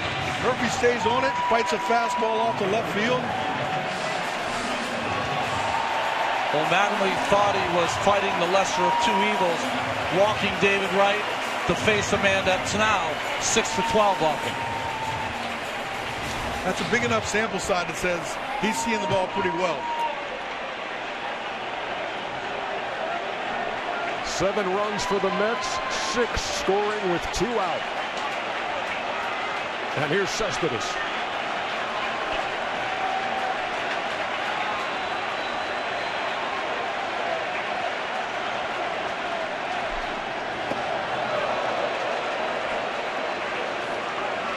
Looking around at all the postseason games today, I guess it's run scoring day today.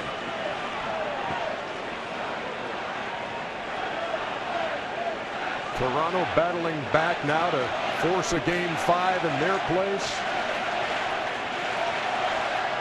Kansas City Royals, a stirring comeback to force a game 5 against the Houston Astros. We were having a little bit of deja vu as we watched that as we were at the ballpark, thinking back to the wild card game a year ago.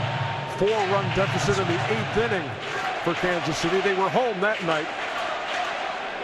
But that's the game that jump-started their entire postseason as they came back to win in extra innings, and today kept their season alive with a win in Houston.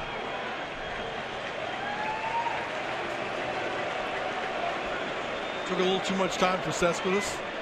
We always talk about pitchers' tempo. Hitters have tempo too. They don't want to wait in that box too long. No, you don't want to stand there and try to focus and start to stare. Stare starts to make it look blurry to you. Blink your eyes, get out of there, start again. 2 balls, no strikes.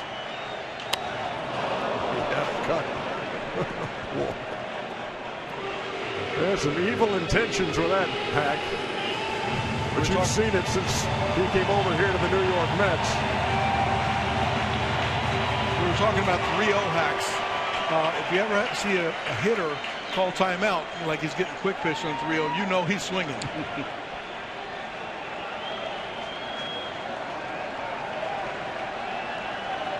Runners lead from 1st and 2nd. Cespedes up there waving that bat and now wants time. A little indecision, a lot of pitches that he's shaking off. Don't know the sequence or the indicator they're using back there, but taking a lot of time to choose the pitch. The 2-1 in the air to right, and that is a foul ball. It better have been, because Cespedes never left the box.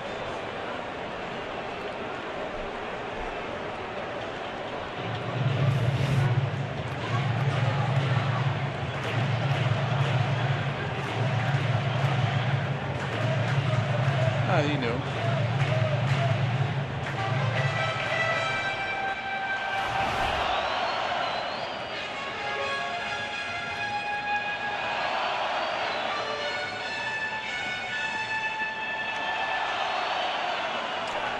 Or Wood pitching Cespedes away. Dodgers giving him all of right center field. Cespedes 2 out of 2 with a couple of runs scored. And that ball is absolutely scorched to left. 3-run shot. And the Mets have blown it open.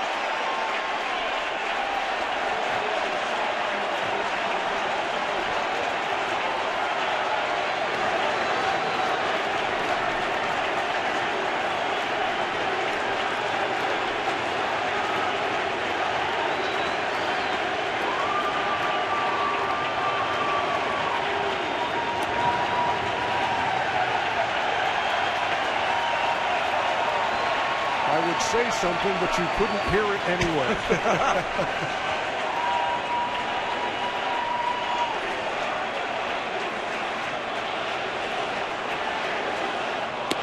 What do you think Cespedes felt when he got traded to the Mets?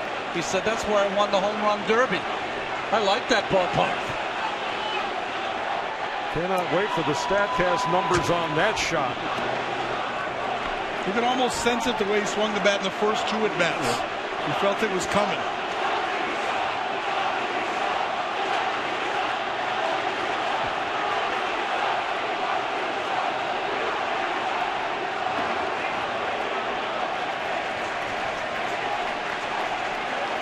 Crowd here tired of cheering for 10 runs and now turning their attention to Chase Utley. In this town, it's usually Potvin, Dennis Potvin.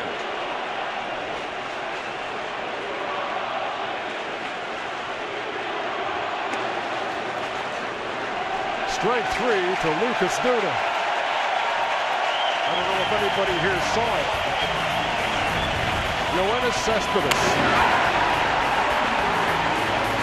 Oh my goodness.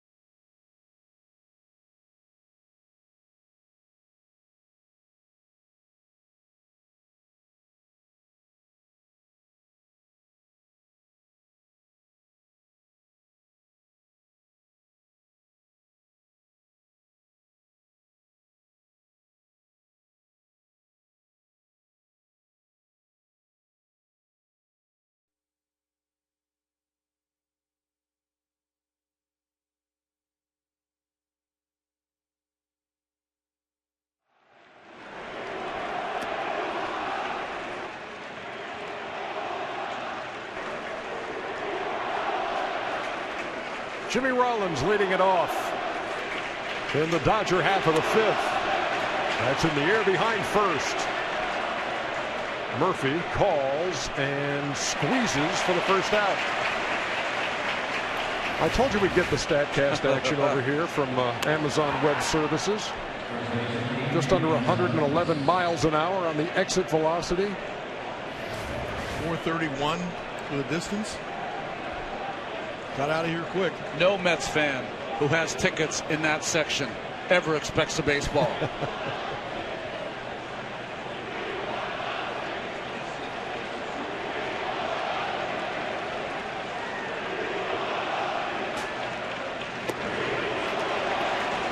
Adrian Gonzalez has grounded out and walked.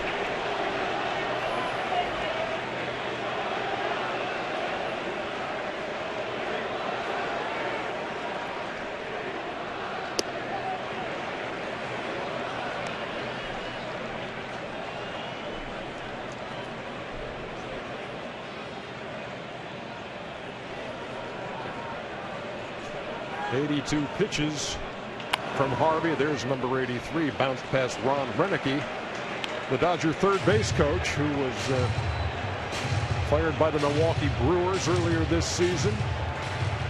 Landed on the coaching staff of Don Mattingly, replacing Lorenzo Bundy in the third base coach's box.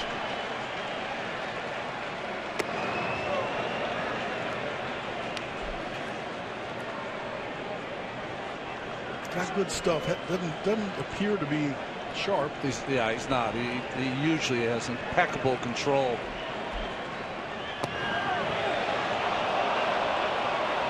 Close pitch, but that's off the corners.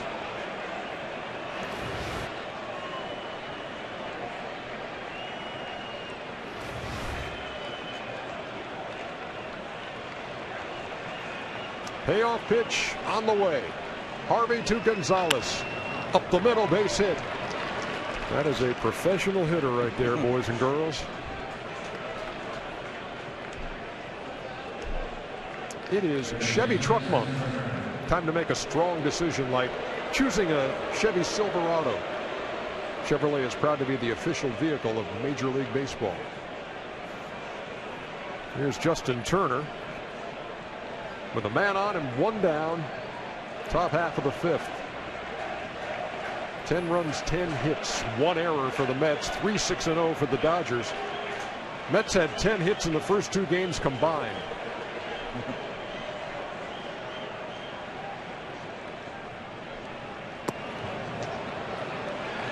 Well, I was talking before about today was the offensive day in the postseason.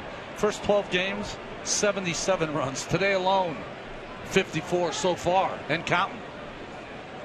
Yeah, hitting shoes definitely on here at Citi Field. And Harvey misses again. 2-0. Ron, you got a 7-run lead. It's 10-3. Yeah, well, you have to throw strikes. This is a manager's nightmare right here because you can't go too deep into this game. You know Harvey doesn't have his good stuff. You've got a comfortable lead. Wins are what counts, not getting a pitcher through the 5th inning. Yeah, I've heard pitchers a lot, just because they have a lead, sometimes they go out there and they aim for center of the plate, and all of a sudden, boom, boom, boom, they're back in the game a little bit. They still have to pitch, but they do have that comfort of challenging hitters a little bit more, in those fastball counts.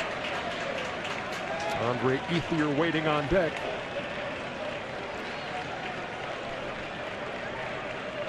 As Matt Harvey sets for a 3-1 pitch to Justin Turner. And the count full. You can just tell by the swings that the Dodgers are getting. They're in hitters' counts. They've got the full swing. The bullpen is up again for the Mets. I'll give Matt credit, though. At times when he needed to make a pitch, he's made it.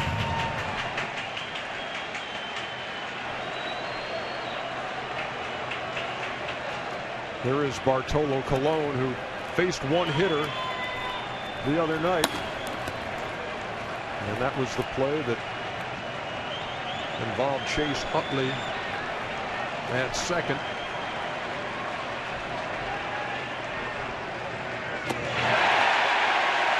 Battled back and struck him out.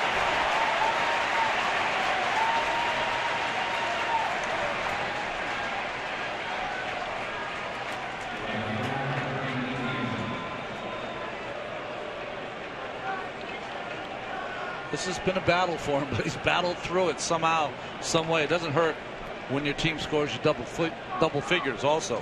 Yeah, when you get 2 strikes, he knows what to do with it. And sometimes getting to that point.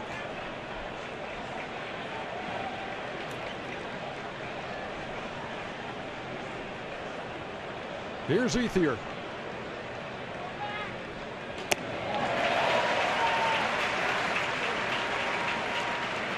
Through the 95, past him 0-1. He's done all his damage against right-handed pitching this year. Ethier, 14 home runs against right-handers, none against lefties. Always a threat against the right-handers.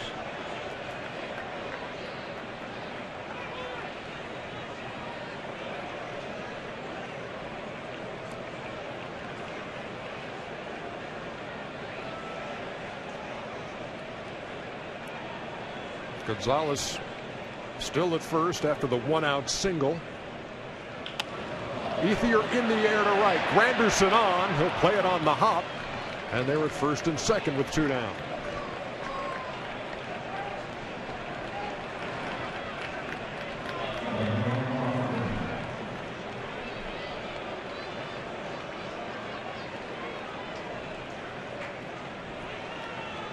Well, you see Dan Warthen on the left, Terry Collins on the right. They'll stay close until they somehow try to get this out here in the 5th.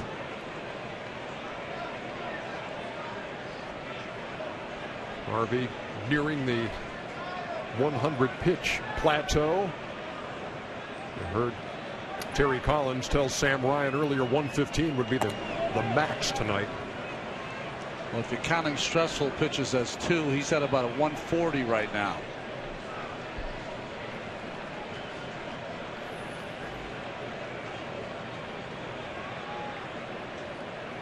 Crawford has singled and scored and struck out.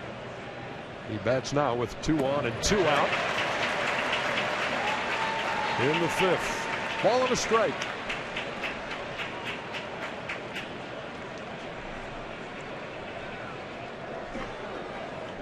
Winner of this game takes a 2-1 series lead in the best of 5. Dodgers are going to throw Clayton Kershaw in game 4 tomorrow here at Citi Field. Kind of off the fist, grounded to second. Murphy throws him out by a step, and Harvey gets out of it. Middle of the 5th. All Mets here in game 3.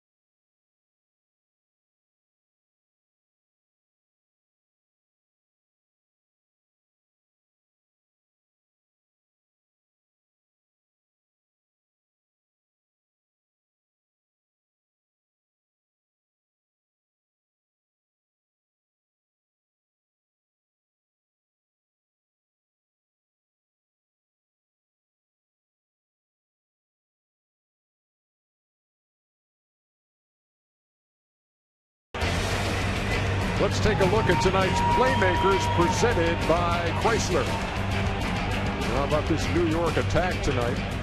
10 for 22 with a couple of more home runs, 2 doubles, 5 for 10 with runners in scoring position. And here in the bottom half of the 5th, they lead it 10-3. We get a chance, we'll show you what Matt Harvey was doing in between innings as d'Arnaud takes outside. Well, he came down. You can see Worthington and Collins saying that's it, and he said one more. I want one more. And the big fella won. I think he talked him into one more.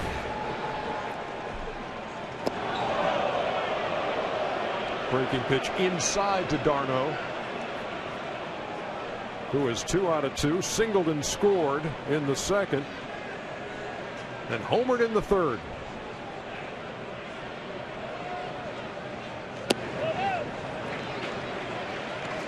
I guess there's no, he's not saving any bullets for future starts.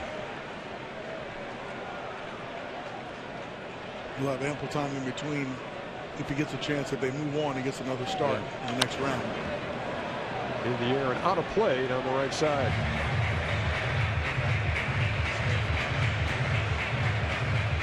No question, though, is finding his sharpness.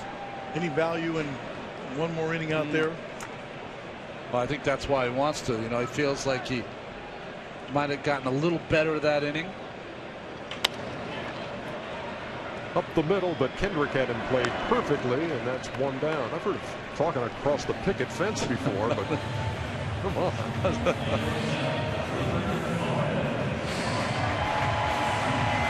That's Joel Peralta on the left, Bartolo Colon and Hansel Robles on the right with Ricky Bonas. And Ricky broke it up. He said, come on, get back to work.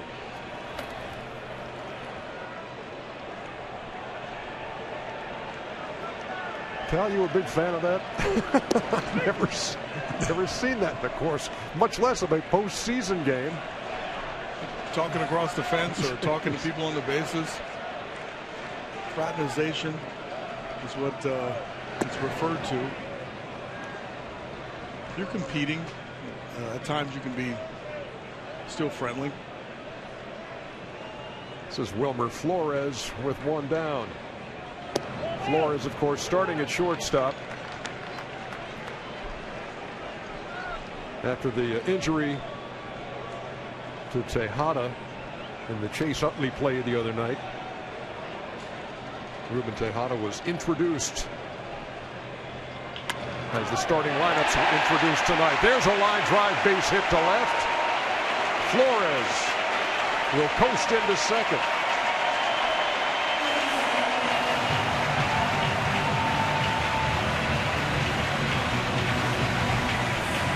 And here was Ruben Tejada as the players lined up on the baselines, and after that broken leg, walking with the aid of a cane. The applause were deafening, weren't they?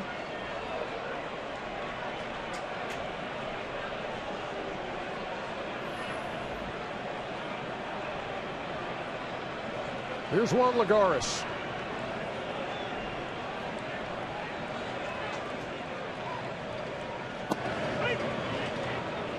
Well, we talked about Matt Harvey coming back out, but Michael Kadire is in the on-deck circle. Harvey's got a batting helmet on, though. Well, I guess what I meant by the big fella is always the manager is the biggest fella.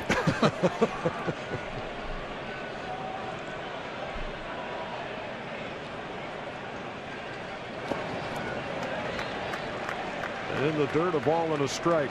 You wouldn't think that it would change because the double. You know? No. That decision has to be made. Maybe he thought about it a little bit. I think Matt's trying to campaign or politic to stay in the game, but Collins seems to have made up his mind.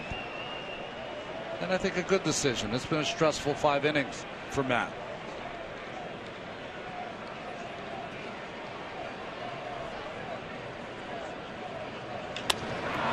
Lagares to right center. Kike Hernandez gloves this one for the second out. Sam Ryan, what's on your mind? Yeah, speaking about Ruben Tejada and that great reception he got before the game, Ernie. Well, more on the injury. Terry Collins said that broken right fibula, it was a clean break, so no surgery required. He'll be in a cast for about 6 to 8 weeks. But he said he was feeling pretty down after the incident because he had worked so hard to get back to where he was. Keep in mind, he broke that same right leg 2 years ago, guys. Well, that's the moment of the playoffs to this point that everybody's been talking about. 48 hours non-stop of opinions from players and fans and broadcasters alike. It's unfortunate. There is contact that happens, and runners get hurt coming in, infielders get hurt coming in. You don't like to see anyone get hurt and be deprived of a chance to compete in this environment. He was playing so well. And it was courageous to try to turn the double play in the fashion he did.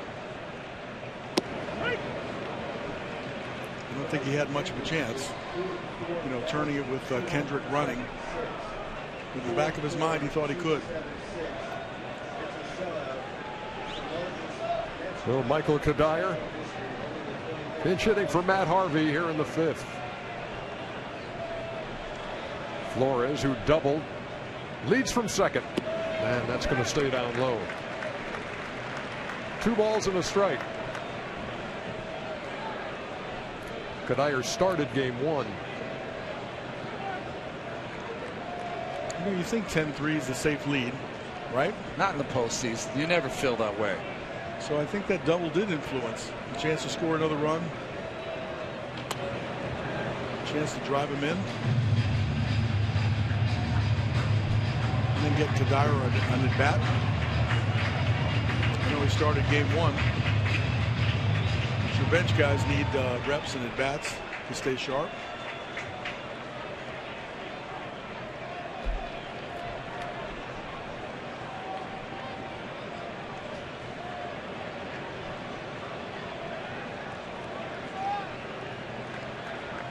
Two balls, 2 strikes, 2 outs, and here it comes. Kadire takes down low and the count full.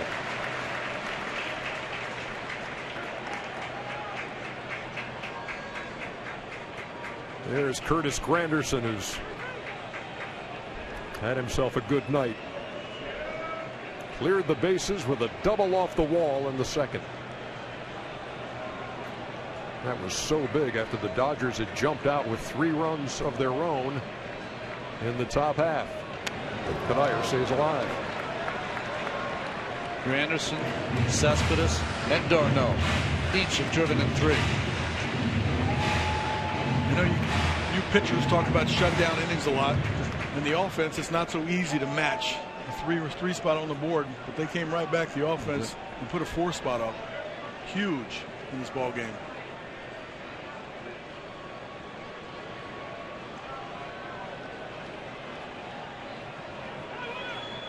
Alex Wood was taking a lot of time, and Kadire, I guess he had to step out and blink. Cal?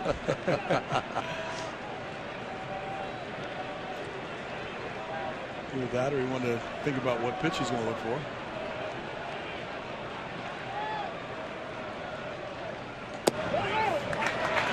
Ball 4, and Kadire walks. Aerial coverage provided by Goodyear. Everything Goodyear has learned making tires that go the distance inspires what they roll into yours. Goodyear, more driven.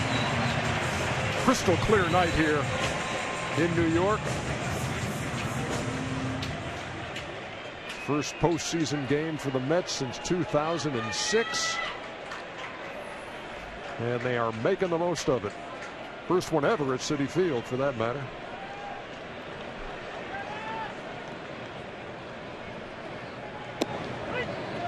When I think of Curtis Granderson, the front shoulder is such a key for him.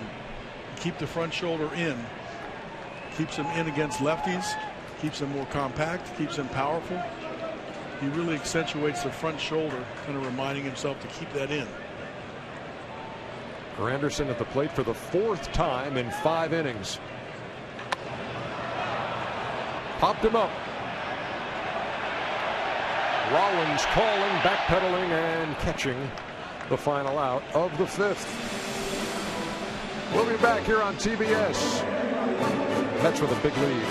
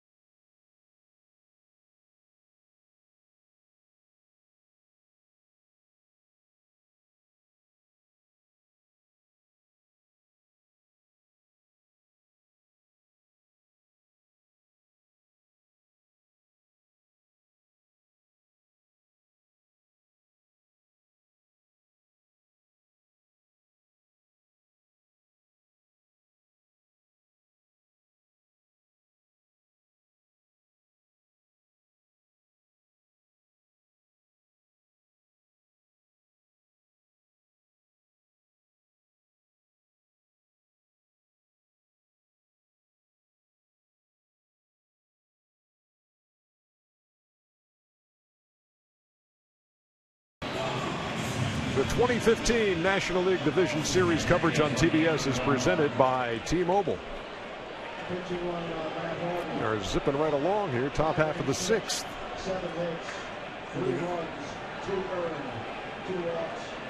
Bartolo Colon on in relief of Matt Harvey, who went 5.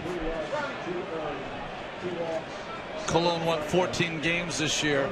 He had never pitched in relief in the postseason until the other night when he faced Howie Kendrick.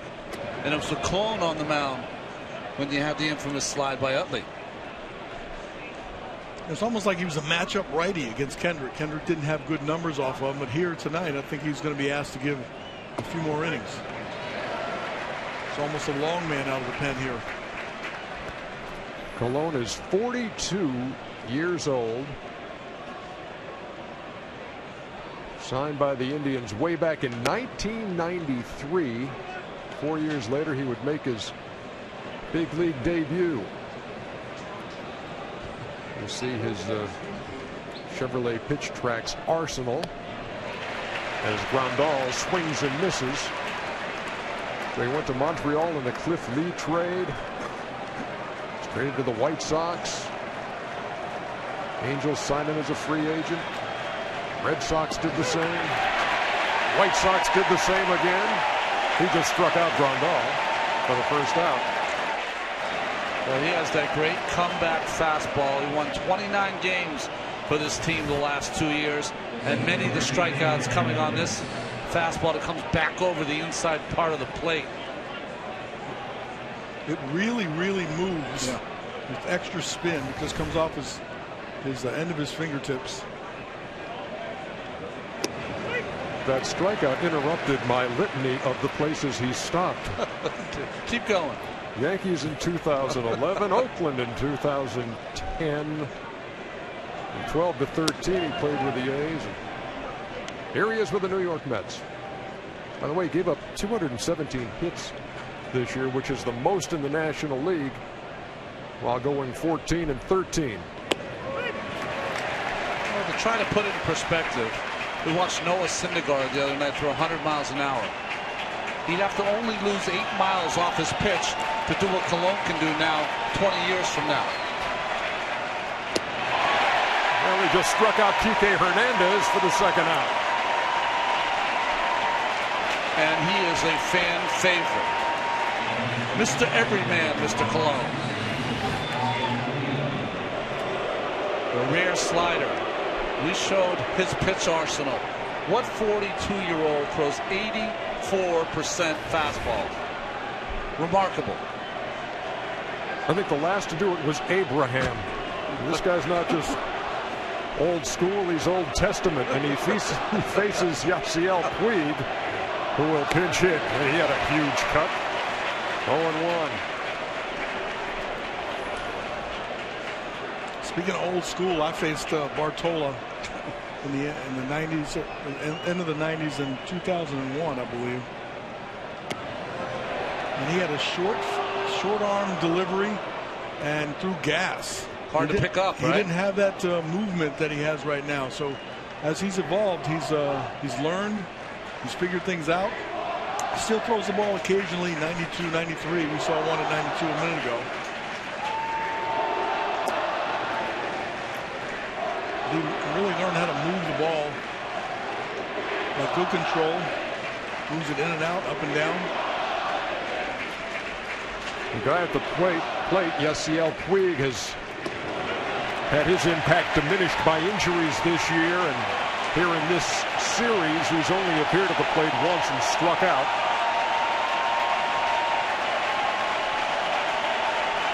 And Colon deals a 2-2 to Puig. The 42-year-old just struck out the side. We head to the bottom of the 6th at Citi Field.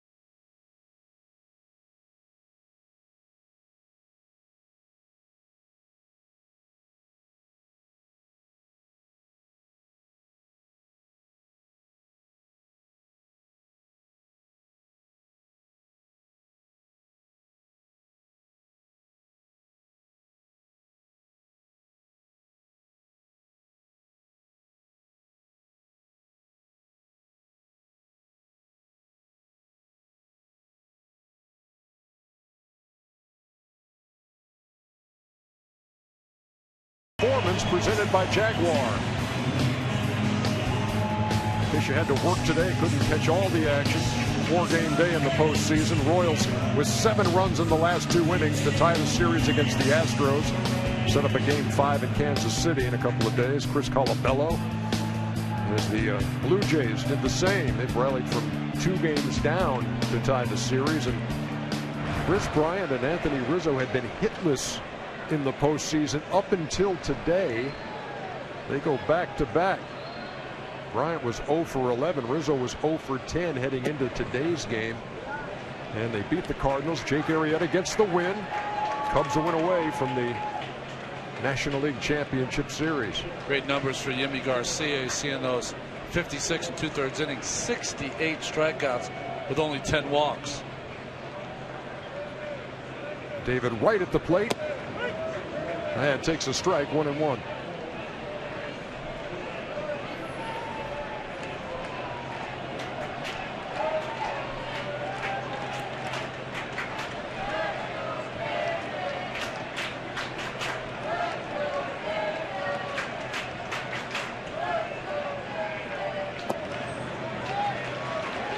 Two balls and a strike.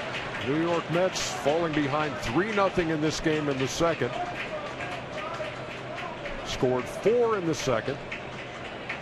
2 more in the third on a home run by Travis d'Arnaud. And they scored 4 in the fourth. The highlight was a long home run by Yoenis Cespedes. We're told that ball has now sufficiently cooled as to be touched.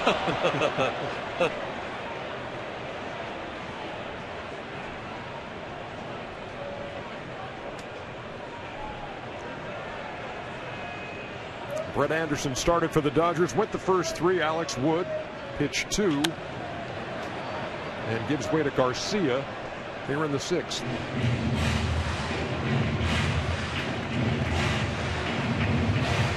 And if you somehow didn't get the news on Chase Utley, who was suspended by Major League Baseball on Sunday for 2 games, but has appealed. The appeal has not yet been heard, and so with that being the case, he is in uniform. He was booed, as you would expect, during the player intros. He has not made an appearance in this game for Don Mattingly. Though Mattingly thought about it because he looked at the numbers that Utley has in his career against Matt Harvey. 6 for 18 with a home run. But he has not played here in game 3.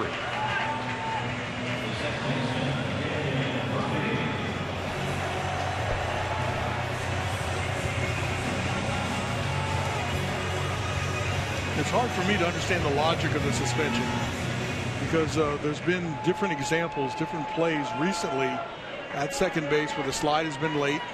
There is some contact there, and defining what that sort of illegal slide is. It seems like it's within the rules. Now, if you want to change that next year, then by all means, sit down and change it. But just like the Posey rule, right? Yeah. And I thought that the catchers, over the years, it seemed like there were a lot of base runners that were just taking shots and hard. They were looking at them just trying for contact. I haven't seen that as much at second base. The contact is not quite the same as at home plate, but if you think that's a problem, then address that. Well, in the offseason. And to your point, Cal, I mean, sometimes, and I'm not, but sometimes when an injury that's serious results, that's when something's done. When Buster Posey has what happened to him, that's when baseball looked at it and said, look, we have to do something about those home plate collisions. When you get a broken leg, as you did in game 2 on Saturday night, I mean, if he bounces right back up and play continues right then, we're not having a lot of this discussion. No, you won't think it's forgotten. It was enough of a collision home plate that you remember it. And who knows whether it's policed within the game or not. But I still think that contact was caused when you're running down there looking to to make contact and pick a slide, you're making small micro decisions as you go down where he's going to go. He might stop and throw back. But when he started to make that turn, I think it put both the guys in a position where the collision, Utley wasn't going to go down there and get hit in the head. He wasn't going to go do that. And by turning around, it just created a more violent collision. And so I think that's the real story, not the intent of Utley going in there to try to hurt anybody. I think he was going in there to break a double play up. Like everyone that should be in this position right here when they're on first base with the tying run at third base, and you should be thinking, I need to get a good jump so I can break up that double play so I can get my team a run. We're down 1-0 at that point in the series, 1-0 games, and down 2-1 in the 7th inning in game number 2. And that's baseball to me. Payoff pitch to Murphy. Followed back, and we'll do it again. Well, I think because of the injury, though, that is a piece of videotape that's going to be watched over and over and over again by the people that make those decisions. Yeah, but I know what you're saying. That's for the off season. Well, I know you can look at it and you can analyze it 100 times and say the slide was late and it was hard, and then he did hit a little bit on his knee and stayed high. There's different techniques and ways to get in. Sometimes you get your feet just messed up where you don't know when to slide and you get in that wrong position. So I'm not advocating that it wasn't a late slide, because I thought it was a little late, but it's within what the rules have been for a long time. Well, Cal, do you want, or you said, hey, let's wait till the offseason if you're going to change it. You want to change it? You want to make a different rule around the bag at second? I don't know what that would be, so I'd be open to some sort of conversation.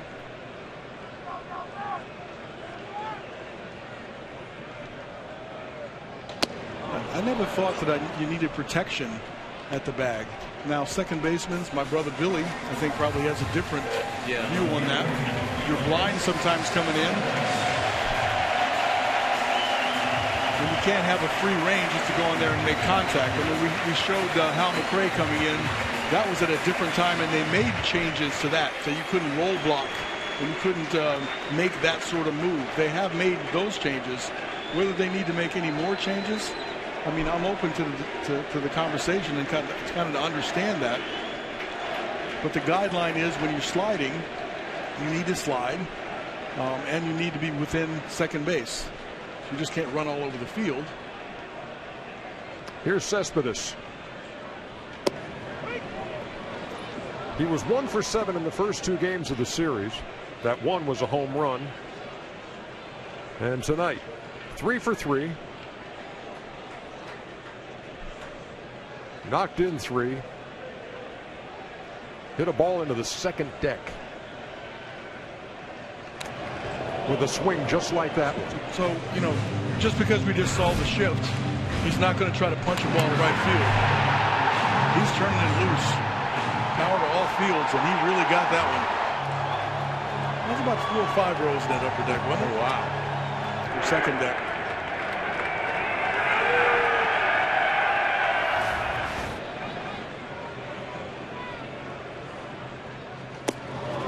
He doesn't get cheated.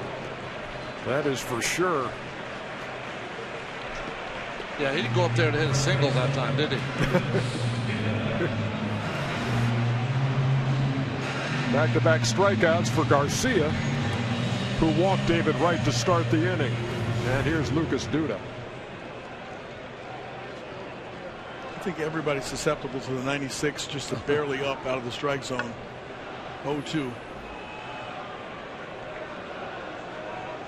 Duda singled in the second and has struck out in the third and fourth. That's a bullet, but foul down the right side. Wow, it was a bullet.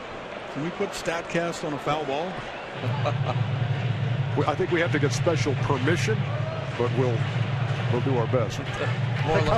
Got there in a hurry, Iron Man. More like dispensation.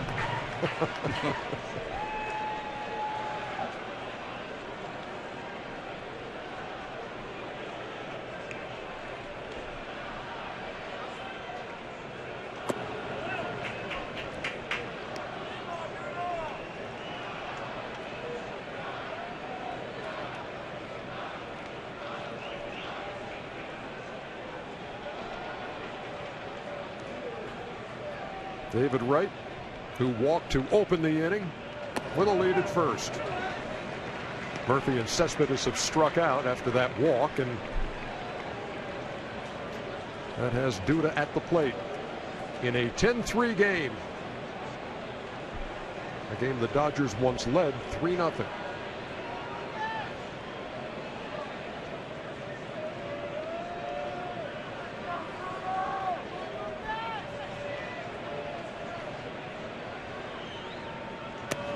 You know, the kind of pitching we've seen in this series, never expected 10 unanswered runs by the Mets to answer those 3.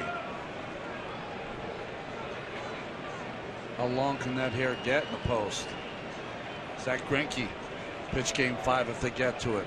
Clayton Kershaw has got the ball tomorrow night.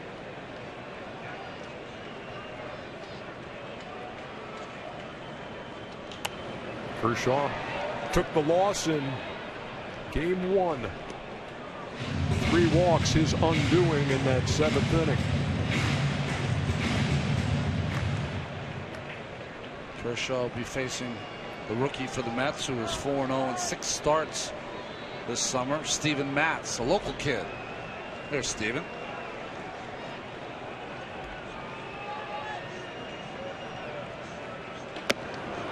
And Duda goes down swinging, 3rd time tonight. And the 3rd strikeout in the inning for Yimi Garcia. Head to the 7th.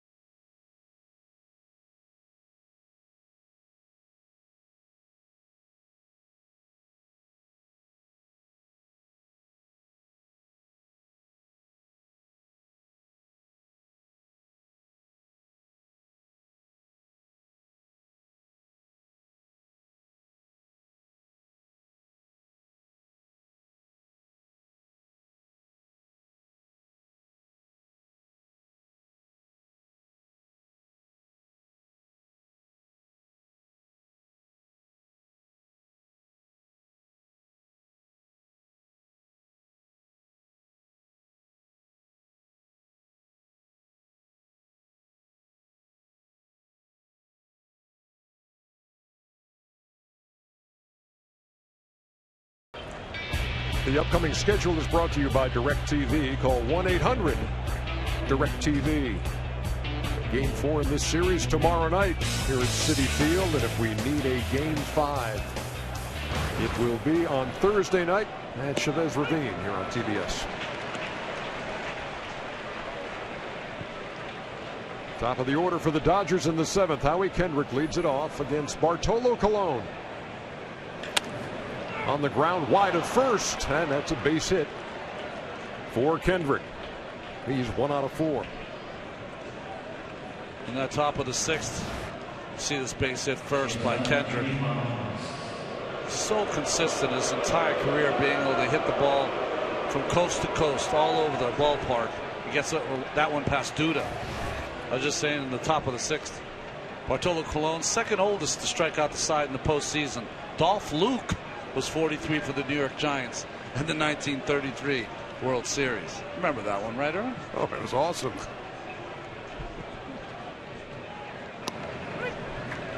There's Jimmy Rollins. He's 0 for 3.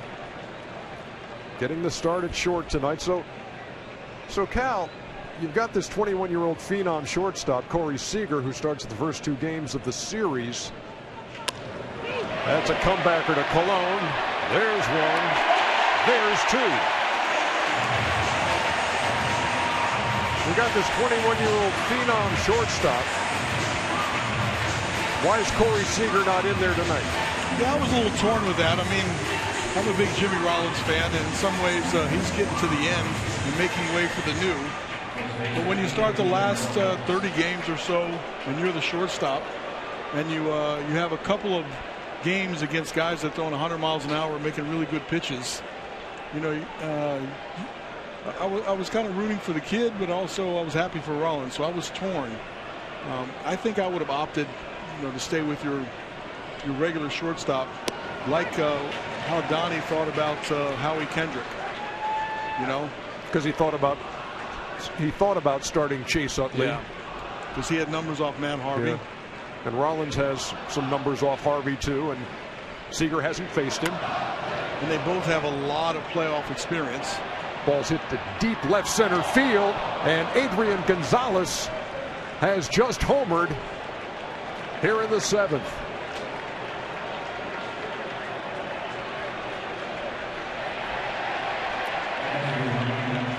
They've thrown the ball back onto the field and left, but Gonzalez circles the bases and has homered here to cut the gap to 10-4. It's one of those running fastballs that don't get quite to the outside corner.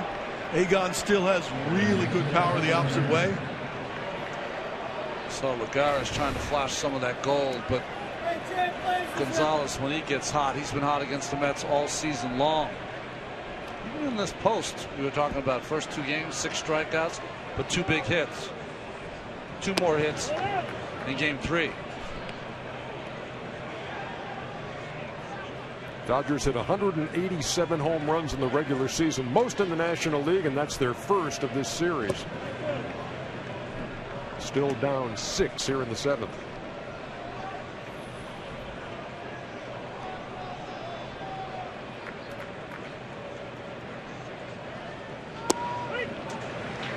Well, Colon, 42 years old, got that comebacker from Rollins and turned that double play before. That's smashed by Gonzalez.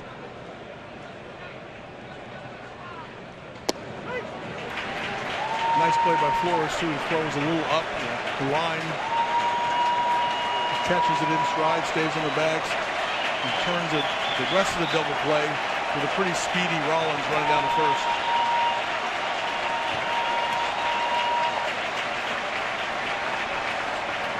Here comes the 2-2.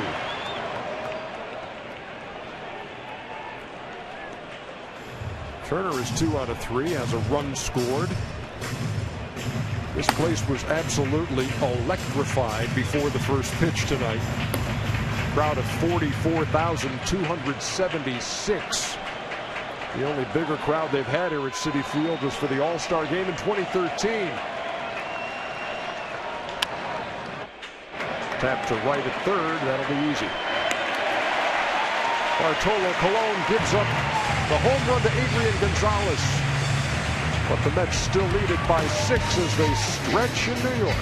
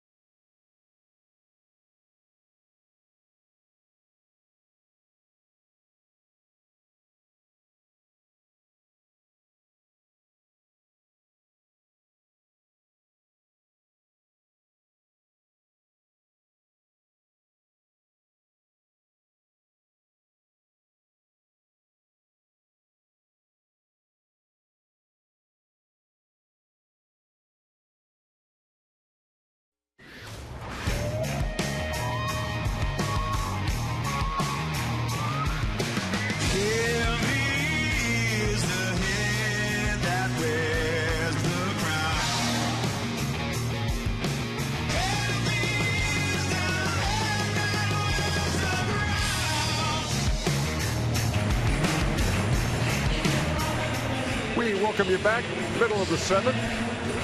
10-4 game, and let's go inside the booth, presented by Esurance, proud partner of Major League Baseball. Well, this huge crowd here at Citi Field, roaring before the game. Very quiet in the top half of the second when the Dodgers get on the board, but it's been all Mets since then. What do you make of it, Iron Man? It's a beautiful stadium, number one. Great environment, loud, a little intimidating for the visiting team coming in. It's just a good environment for baseball. Well, I don't think you should lose your mind yet, though. At some point, you still got to get past Kershaw tomorrow and Greinke the next time on Game 5. So the Dodgers, tough game tonight, but they have their best pitchers going in 4 and 5. Well, that pivotal Game 3 that we talked about even before the series started, you had Harvey matching up. It was a favorable matching up, even though he didn't throw as well as he can. The Mets appear to be taking a 2-1 advantage in the best of 5, which is a good advantage, a big advantage, and at home. Well, the Dodgers have 2 converted catchers who are pitchers in their bullpen, Kenley Jansen and Chris Hatcher. They got a converted infielder, Pedro Baez is in now, who became a pitcher and throws close to 100 miles an hour. We saw him in Game 1 when he faced David Wright and gave up a 2-run single. The pitch arsenal presented by Chevrolet. And when you can throw it 100, 76% of those bad boys are going to be heaters. Here's Travis d'Arnaud.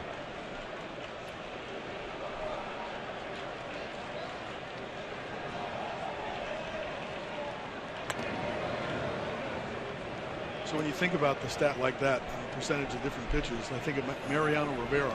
Does he just have one pitch up there, one percentage? So, well, when he was in his prime, it was just one pitch.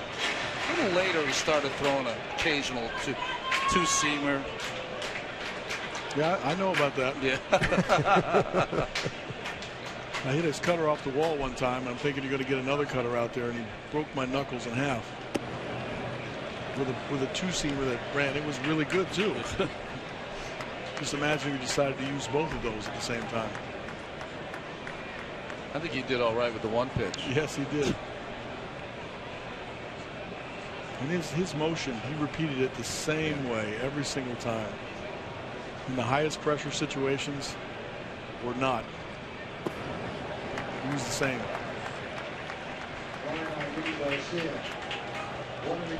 I remember before he came up with that cutter, he'd had the same smooth sort of delivery. The ball would just explode out of his hand.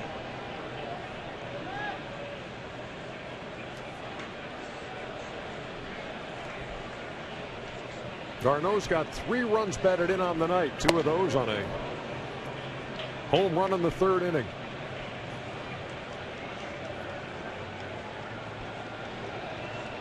Dodger bullpen did not allow a run in the first 2 games of this series.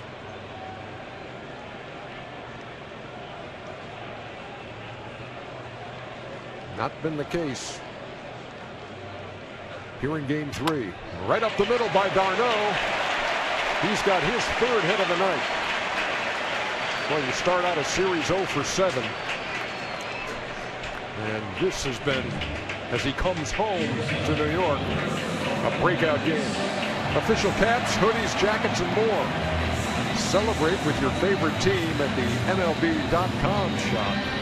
Well, you mentioned it before, Ernie, just like Anthony Rizzo and Chris Bryant. Maybe some home cooking was all they needed.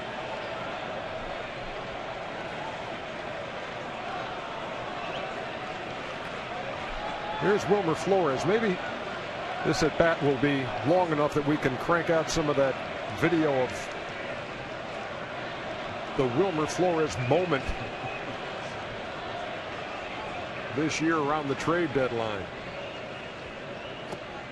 He must have heard me. He took the first pitch, 1-0. I didn't know if you had that much power.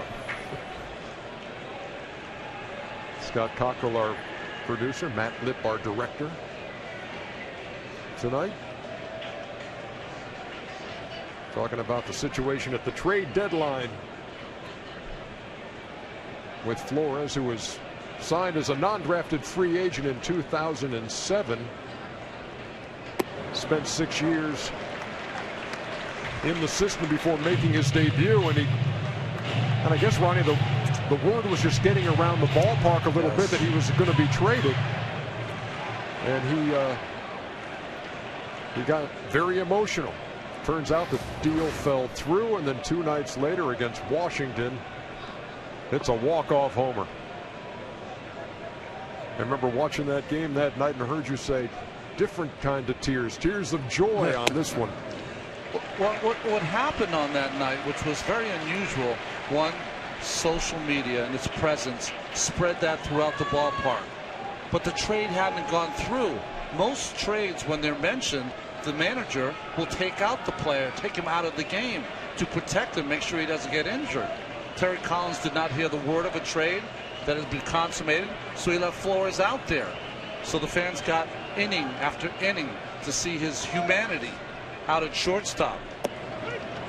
And I think for the fan, when you hear about arbitration and long-term contracts, here's a kid who was 16 years old and he just didn't want to leave his original team. That means something to the fans.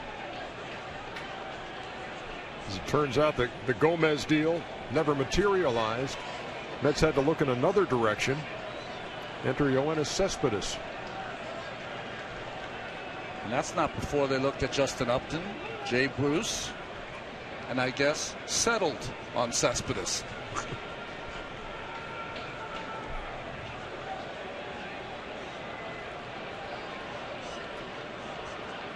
I believe Dave Dombrowski's last move as a Tiger.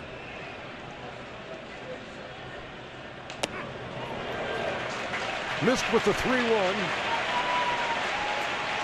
And they're at first and second with nobody out here in the bottom of the 7th.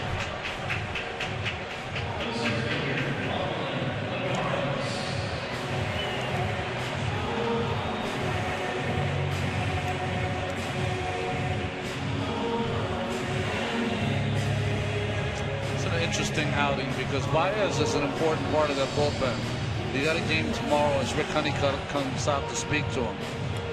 But his last outing in the first game, he gave up that 2-run hit. So you're trying to get him a positive inning in case you need him in game 4 or game 5. Haven't seen J.P. Howell in this series yet, but the left-hander is loosening up in the Dodger bullpen.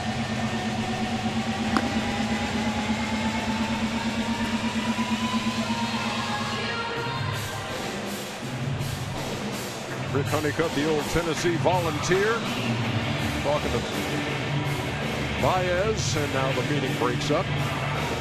Well, that was to give a little more time to the bullpen. They're waiting and waiting and waiting until the umpire comes out and says, "Okay, let's go." Sometimes the umpires are really quick to understand what's happening. Yes. Sometimes they'll give you a little more time. You know that JP's out there, veteran lefty, might need a few more pitches.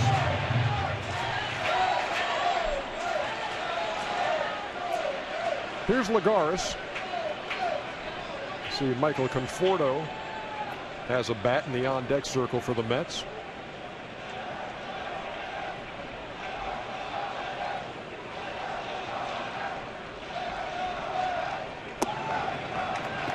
Wright's at bat off of Baez the other night. The book is to get in on Wright a little bit, especially if you got a 100-mile-an-hour fastball. And he just threw the ball just a little bit inside, and Wright didn't budge on it. And all of a sudden, he got ahead in the count and got a pitch out over the plate that you could drive for a big hit up the middle, drive in those 2 runs. 2 on, nobody out in a 10-4 game here in the bottom half of the 7th.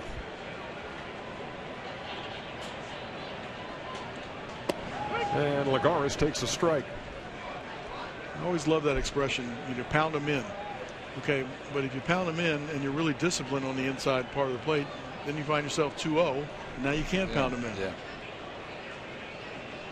Well, if you pitch in, you got to be able to prove you can pitch in for strikes.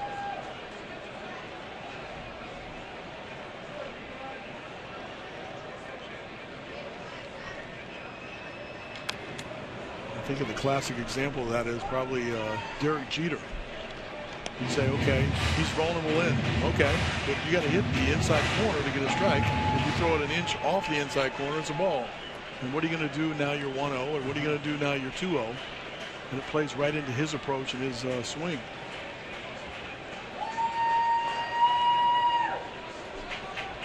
Is that you, Ronnie, that was screaming? No. That was our stat man, Hal Galima.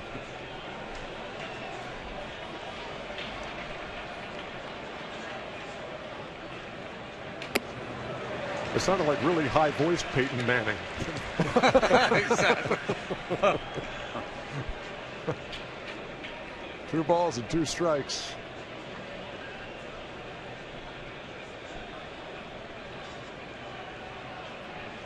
Lagares led off the 4th with the double, came around to score. That's the inning the Mets really broke it open.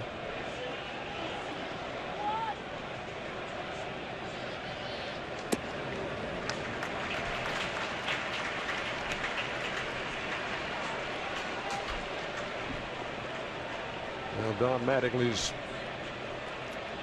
patience and good-natured demeanor being tested here in Game 3 of the NLDS. Sometimes it's difficult to pitch in a lopsided game one way or the other, especially if you're a short reliever. It works on a little adrenaline.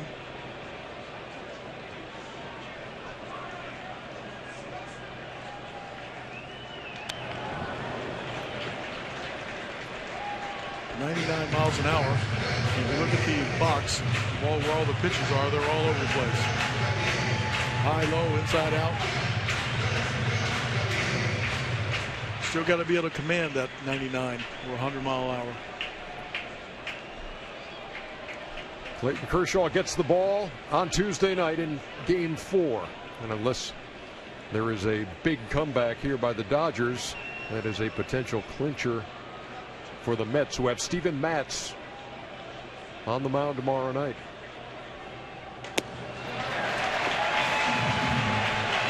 Well, a single and a couple of walks, and they're loaded with nobody out.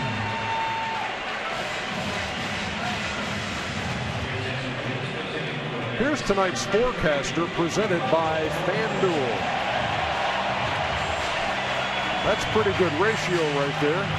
42% of your hits have come with runners in scoring position.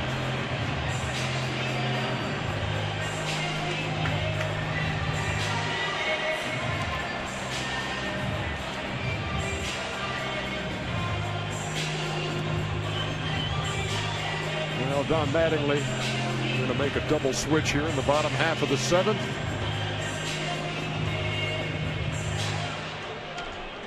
We saw J.P. Howell loosening in the bullpen. There's the kid, Corey Seager, 21-year-old shortstop.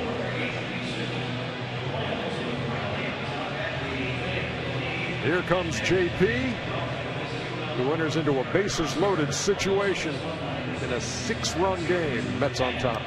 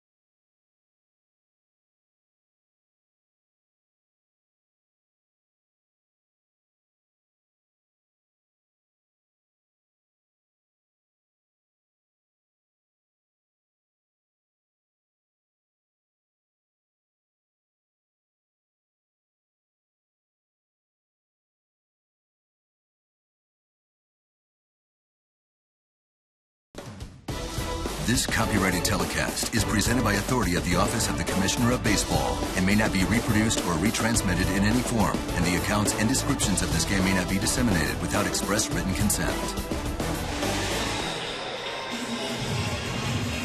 Back here at Citi Field in New York, Game 3 of the NLDS. Being controlled by the New York Mets here at home. They lead at 10-4. J.P. Howell. Well, you see that 65 games is a specialty lefty, only 44 innings in those. But look at that ERA. Best in baseball by relievers, 1.43. Made the double switch, and Corey Seager, who started the first couple of games at shortstop, comes in to replace Justin Turner at third. Seager made 4 starts at third base. Most of his time was spent at short. And Michael Conforto bats with the bases loaded. Only 14 at bats this year against left-handed pitching. He's a platoon player now, an everyday player soon.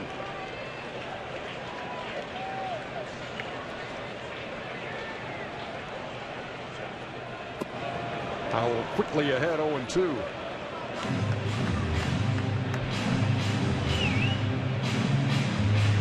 There's a lot of matchups for 1 and 2 hitters in that 65 appearances.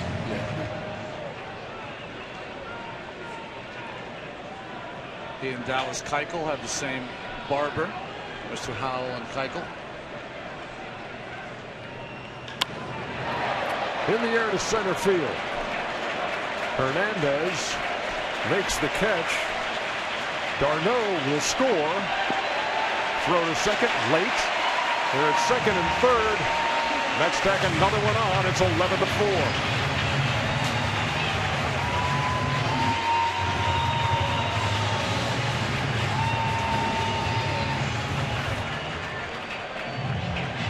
Nice at bat to hit a ball deep enough. And I think it was deep enough where you wouldn't have a play at third either. And it's a little thing, and the game is almost decided, but you can't let the runner tag up from first to go to second.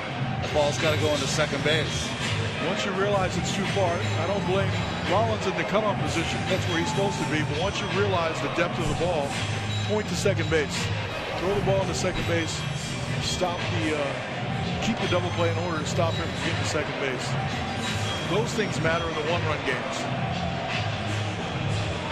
See, Mattingly's on the top step.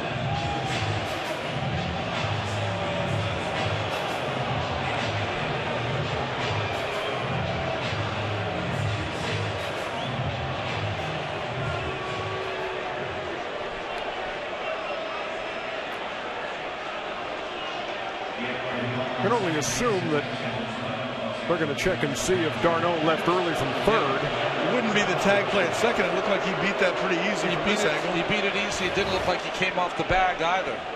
It is interesting, though, that the Dodger dugout has a good view of the guy on third leaving. Can't leave any later than that. Maybe it's the guy at second base leaving early. Did Wilmer Flores leave early? Or was there a tag here when he came off the base? But his hand's on the base, stays on it. So, you got to. The instant replay has conditioned everybody to hold the tag on him, hold the tag on him, in case they come off just by a little bit.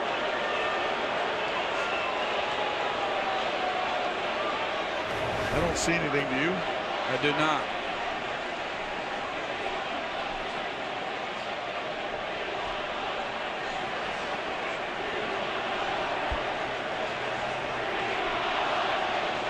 They want Utley here in New York.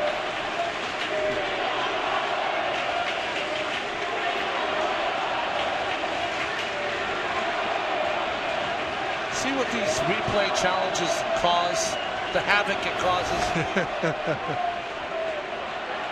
See, that's the, I think it's Flores on second base that they're challenging. I thought he might have left a little early.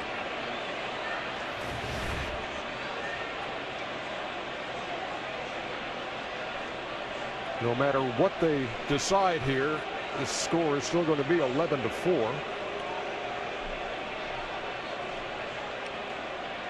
And they're still going to want Utley.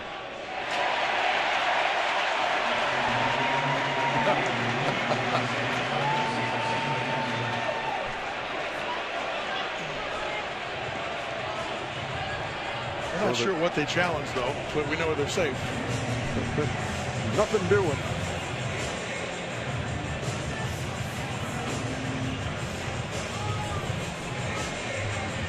So here's Curtis Granderson, who, well, every time I've looked up tonight, he's been at the plate.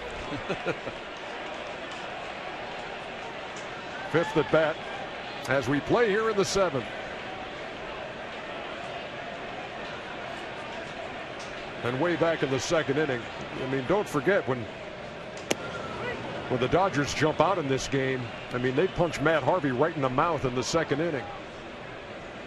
4 straight hits, scored 3 runs, and suddenly the Mets come to the plate in the bottom half of the second, having to dig out of a hole, and this guy was huge. Curtis Granderson rifled the ball off the wall in right, cleared the bases, and we had ourselves a brand new ball game. That's a little high and tight.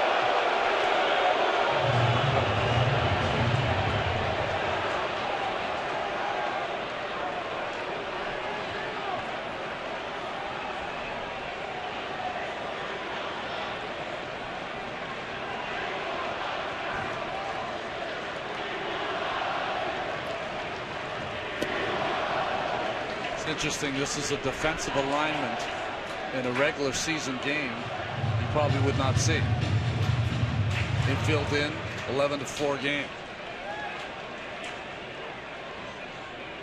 All kinds of room on the left side for Granderson if he was able to shoot one through that way. He goes that way in the air, deep left, off the wall again. This is going to score 2 more runs. And it's a rout at Citi Field.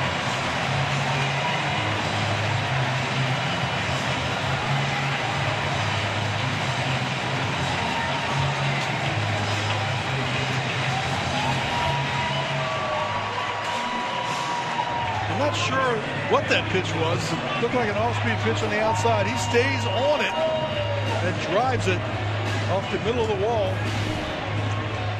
with 2 more RBIs.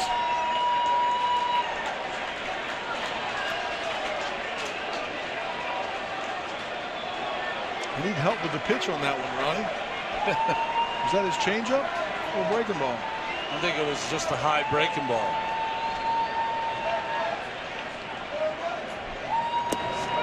Again, though, it just shows you what Granderson has done to reinvent himself as a hitter. Used to be a straight pull hitter when he played for the Yankees in that short porch. Goes the other way against the lefty. 5 RBI night for Granderson. Chopper to third. Seager throws out right for the second out.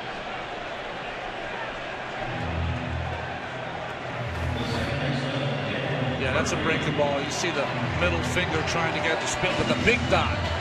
Never want the big dot. It's easy for the hitters to pick up.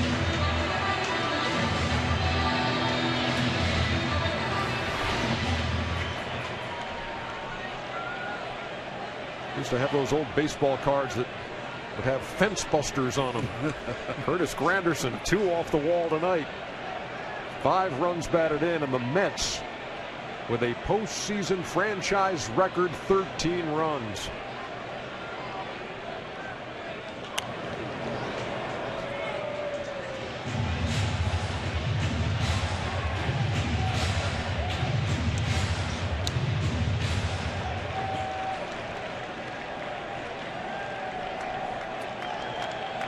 Of the position players for the Mets in this game, only David Wright does not have a hit, but he has scored a run.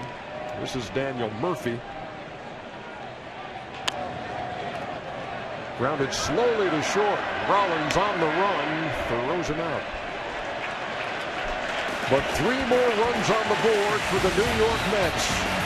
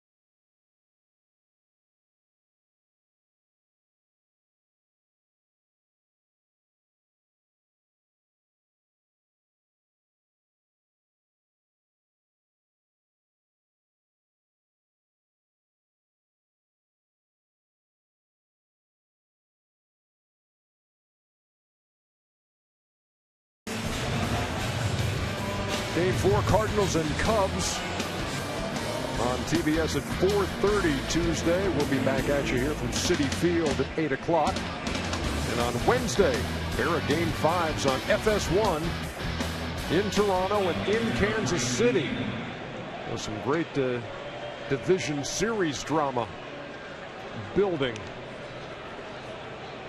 Blue Jays were in trouble. Royals were in trouble. Now both looking at Game 5 at their place. You know, lost in that Game 2 after the Utley slide was at Addison Reed came in. Gave up an 0-2 double to Adrian Gonzalez and then another double to Justin Turner, which broke open that game. He needs a good inning.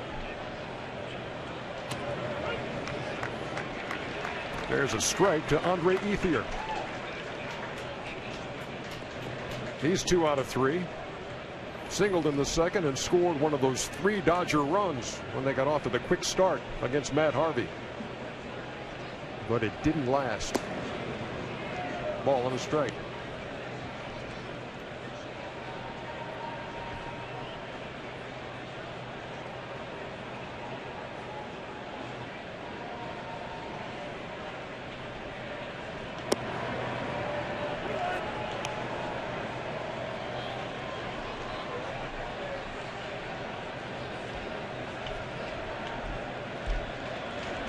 Avalon loosening in the Dodger pen. 3 balls and a strike. Well, with this 13-4 score, the largest deficit overcome to win a postgame is 8 runs in the 1929 World Series in Game 4. The Cubs of all teams led 8-0 in the bottom of the 7th. The A's scored 10 in the 7th to win 10-8 86 years ago today. Here it's 13-4. That ball's hit right on the button by Ethier to center, but Lagares tracks it down for the first out.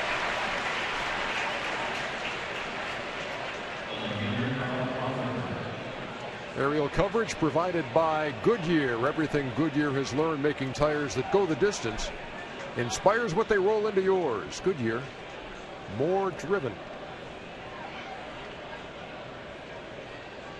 So tell me a little bit about Steven Matz, Ronnie. Oh, had a start against the Dodgers, his 3rd start, and after that is when he had the problem in his back. It was mostly under his armpit, so he had to take some time off, go on the disabled list. He was 3-0 at that time. Won another start when he came back off the DL. I know this might be shocking to both of you, but he's a hard throwing young pitcher for the Mets. Oh, really?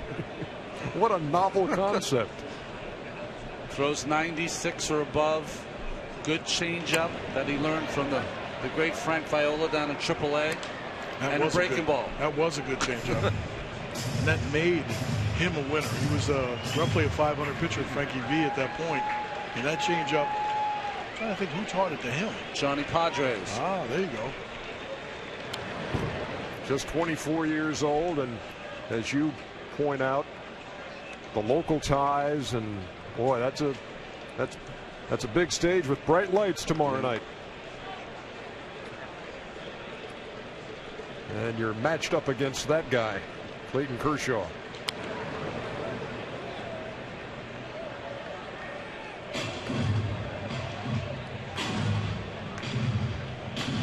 It's not that the Mets have a lot of hard throwing starting pitchers. It's just that very unusual for an organization to have so many. Look at that thing. Right off the fist. Like he hit it with a rolled up Sports Illustrated. Took forever to get to Reed. That had been left in the rain. He hits this way down on the handle. It's almost amazing they got the bat to it. Oh, knocked a one hand right off the bat.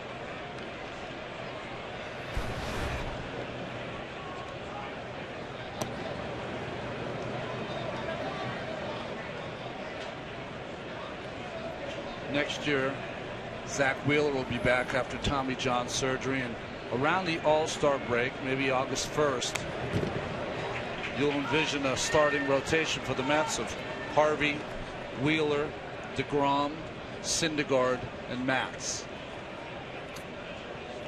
But still with this big lead looming is Kershaw and Greinke.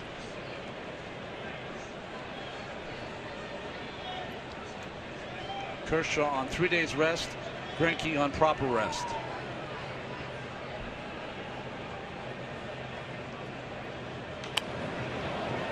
And if you're wondering, we did talk to Terry Collins today and brought up, think about DeGrom at all on short rest. Not really. Got such valuable arms that you want it all, but you got to take care of it all too. That story's been told in this city, that's for sure. Yeah. 1-2 to Grandal. Addison Reed strikes him out. 11 Dodgers have gone down swinging tonight.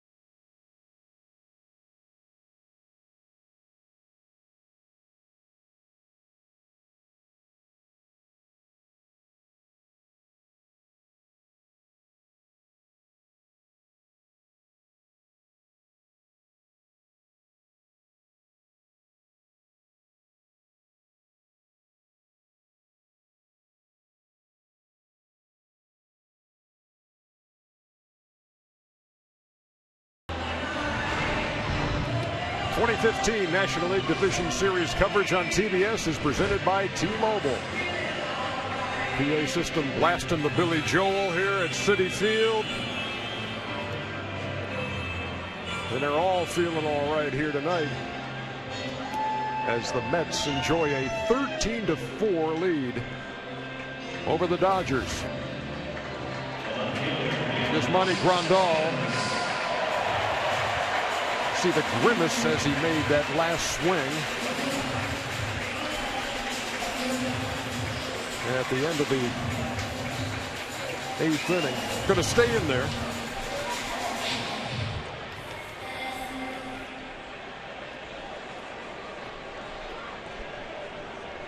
Yoenis Cespedes will lead it off against Luis Avilan, the 6th Dodger pitcher.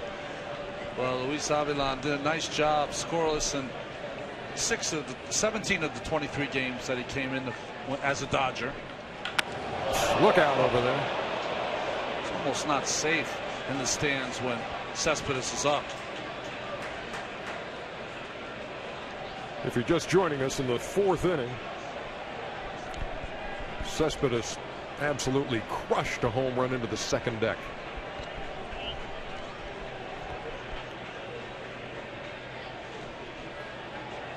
He and Travis d'Arnaud have home runs for the Mets here in Game 3.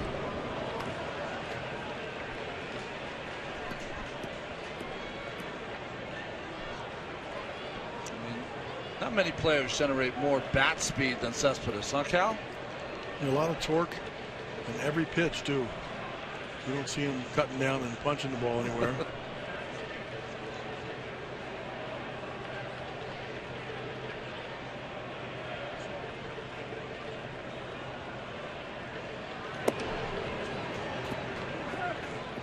But you know, it was his hustle in inning 2 after the Dodgers had scored 3. Beat out an infield hit on one hopper to Jimmy Rollins that started that big inning. Look out again.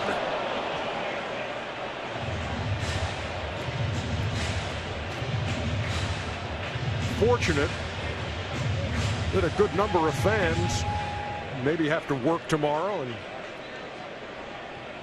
have departed Citi Field. A few more empty seats in there.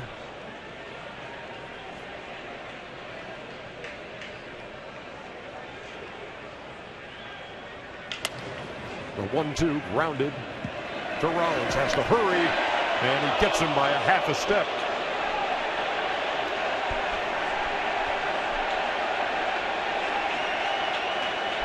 I think he got it by a quarter of a step.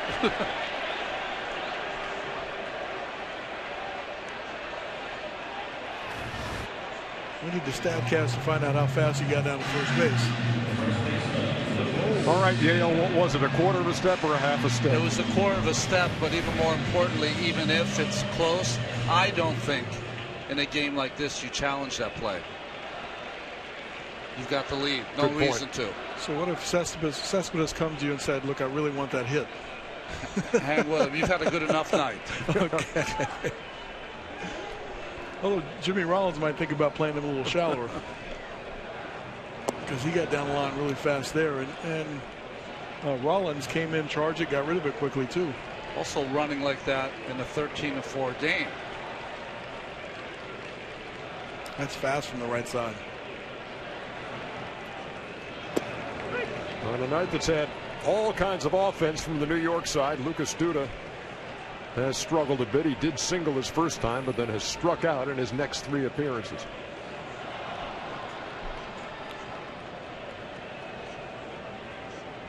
Used to always have this phrase, didn't they, Cal? If you had a big offensive day, all the guys would tell each other, whatever you had for lunch today, have it tomorrow.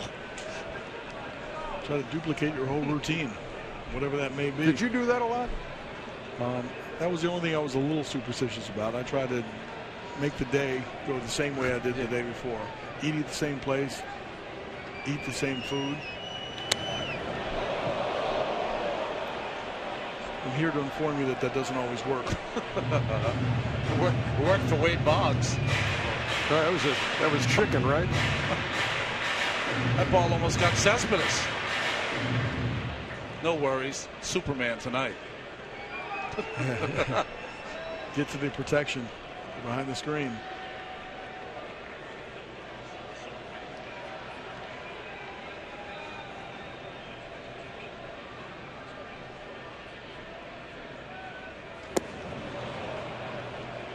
And for the 4th time in this game, strikeout for Lucas Duda.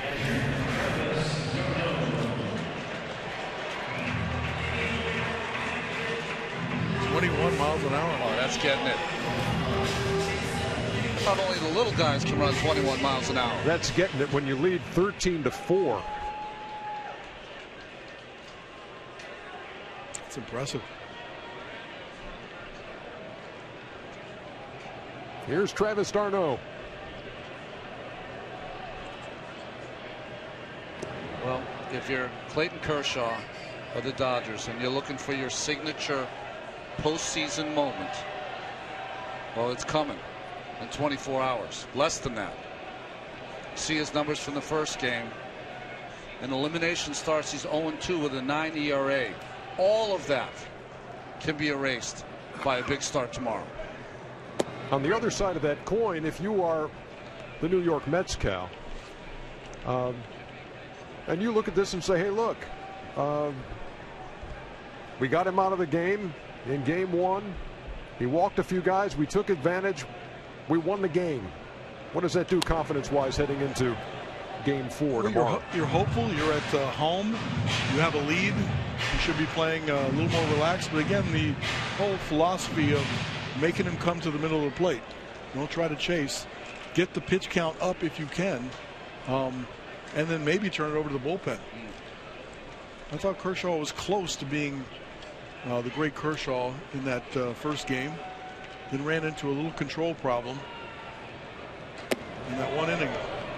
Yeah, 3 walks in the 7th. I think the problem that for folks out there, when Kershaw, if he has one of those signature moments, he dictates the at-bats. He can get to a point where you don't have a chance. He's done it before. Just has not had that game in October. Yeah, he's done it most of the time. Yeah. If you look at it, he's almost robotic in getting into the 8th inning. Not too many hits, not too many runs. And your team has a good chance to win. Just hasn't gone to the playoffs. Strike 3 to d'Arnaud. We are at the end of 8. Mets 13, Dodgers 4.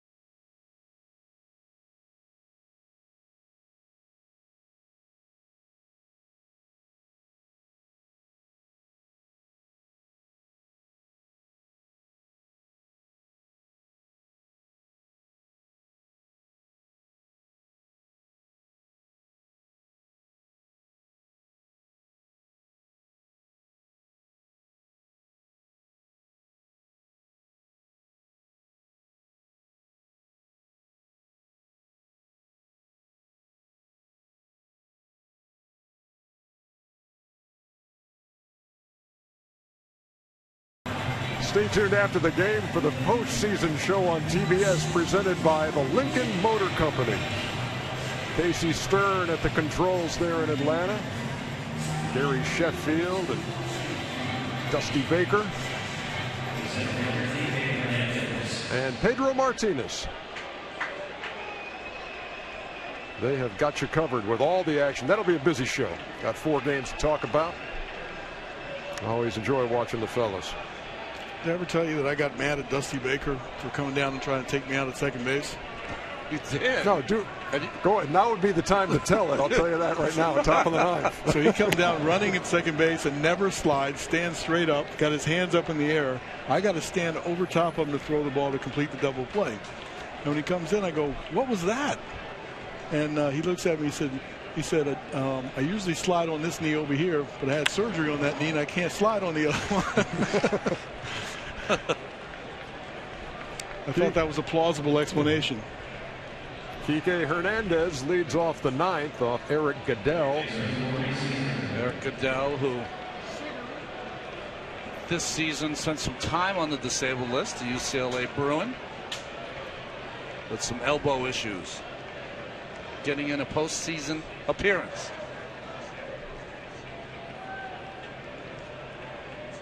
Made 35 relief appearances, 33 in a third innings, and didn't allow a run in his first 14 appearances.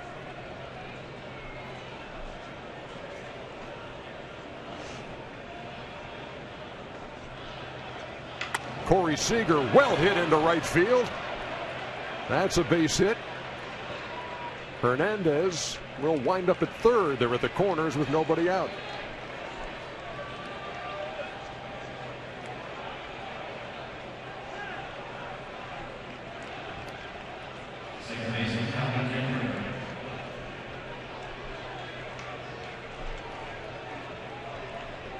You can accomplish some things in a blowout game. Corey gets his first hit. Takes something into. He's got a second hit. I think it's second hit. He had one the other night. It was the ball that Michael Kadire had a lot of trouble with right along the line, turned into a ground rule double. All right. So he got a second hit in the blowout game. Take it anytime.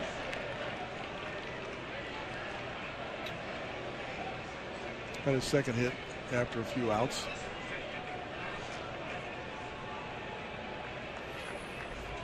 That was a weird hit down the third baseline.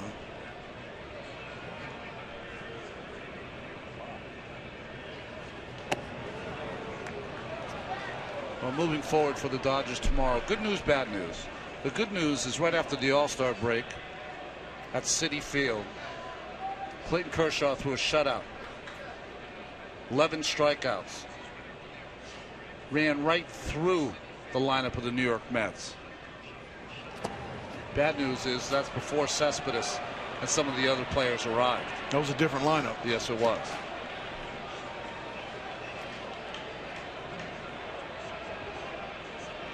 But you always like good memories in a ballpark if you've had a big game, a good game.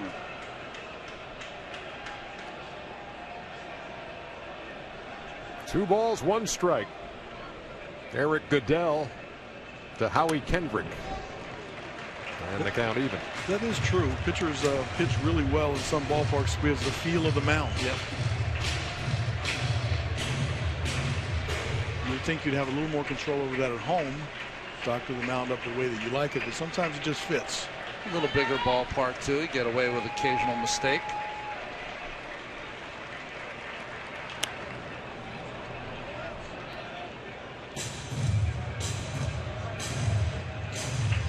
So Cal, take me inside that Dodger clubhouse when this game's over.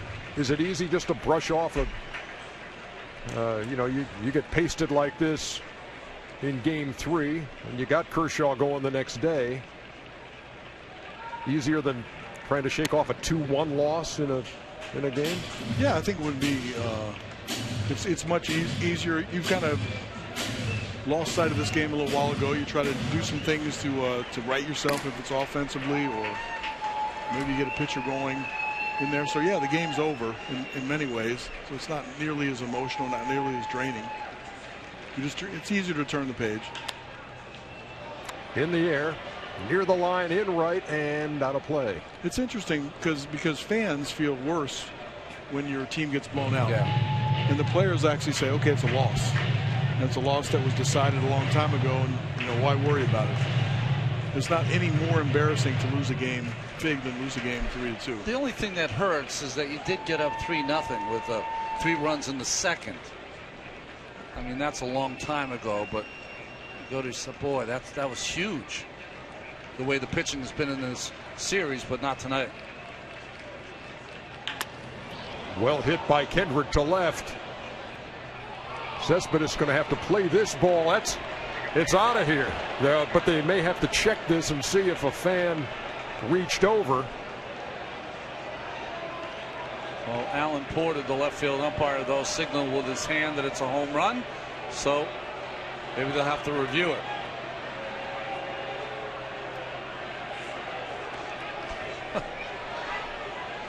If it stands, it's 13-7 with nobody out here in the ninth. Split finger by Eric Goodell there, just hung up in the inside part of the zone. Ooh, that looks familiar. Looks like it's out of there, though, right? Tough call. Yeah, tough. Here's one. the angle here. I mean, it could have landed right on that orange. You don't know whether it went over for a home run or came back and play. They're going to check with New York on this one. Line drive. I don't think it was a sinking line drive, but it clearly reaches out. Boy, that's that camera angle that we have right along the fence. That one looked more like it wasn't going to go out. That he had his hand all the way over the fence, but it's a tough one.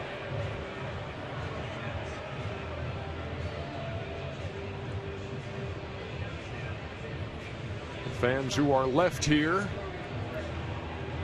and the players on the field, everybody looking up at the big board.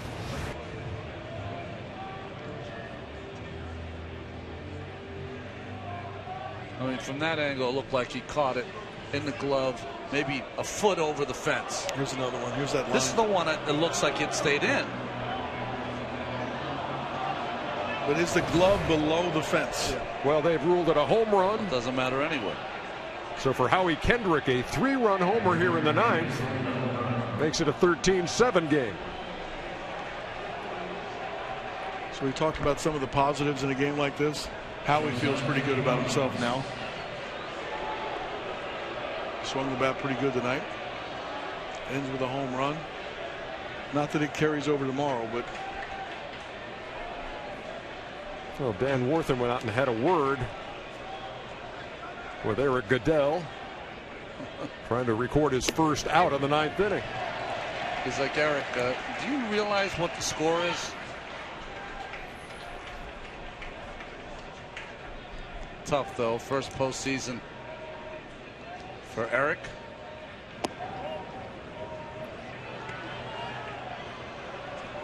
Tough way to start it.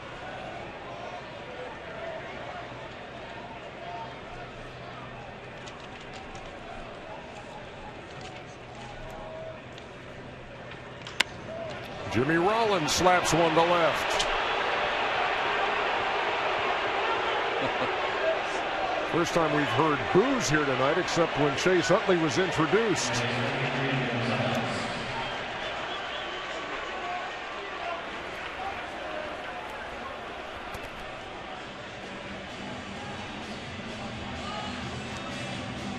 I guess you'd want to try to avoid using your closer in a game like this, huh? Well, especially if you could use them in multiple innings tomorrow. But after a day off, I guess Collins not taking any chances. Familia gets the call in a 6-run game. Nobody out here in the ninth. Dodgers with a runner on.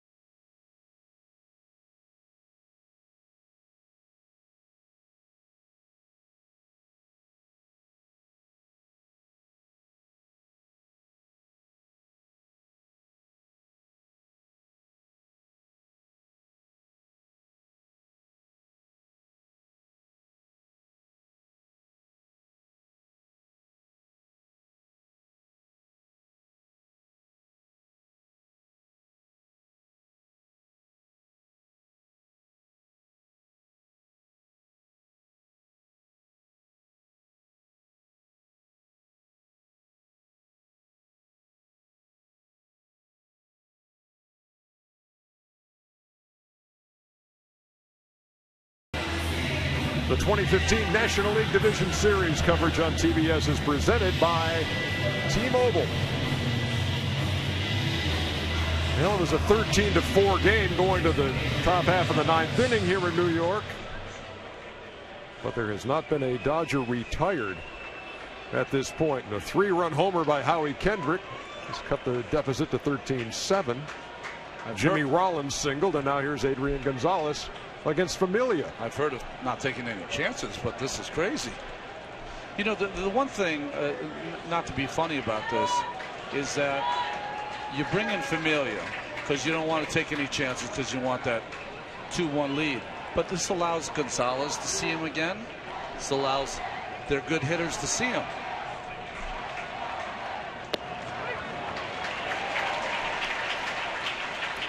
Takes the first pitch over for a strike. Gonzalez homered in the 7th. You know, seeing a guy, if you don't have at bats off of him, then that's helpful. But if you have a pretty good history of understanding it, it is a matter of stuff. I'm trying to think, it wasn't an advantage for me to see Mariano. Yeah, you're right. There was the Gonzalez home run stroke in the 7th. He uses the entire ballpark, always has, and went the opposite way there.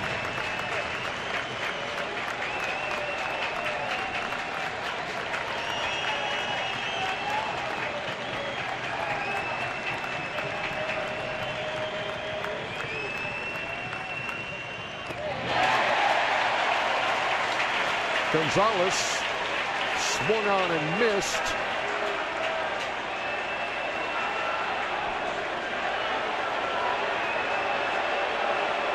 Gonzalez think that ball hit the ground.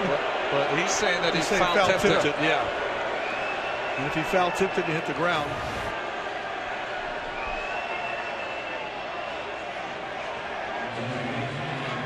It's a hard one to tell. Watch Darno's glove. He might have just caught it in the edge of the pocket.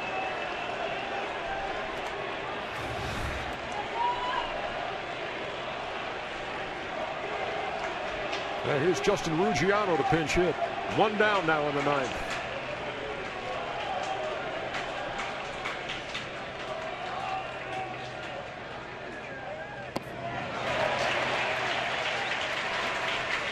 Familia, when you watch him pitch and he's on, everything's down. Slider, really hard sinking fastball, and split finger.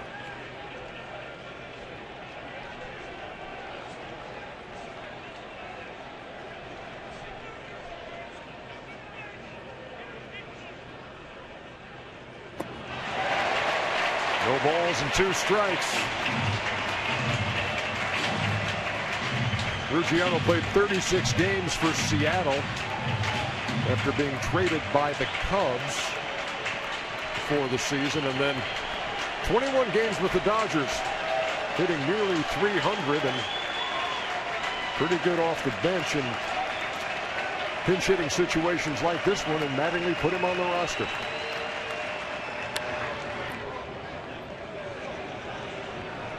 Originally, the Dodgers drafted him in 2004. He was traded to Tampa Bay a couple years after that.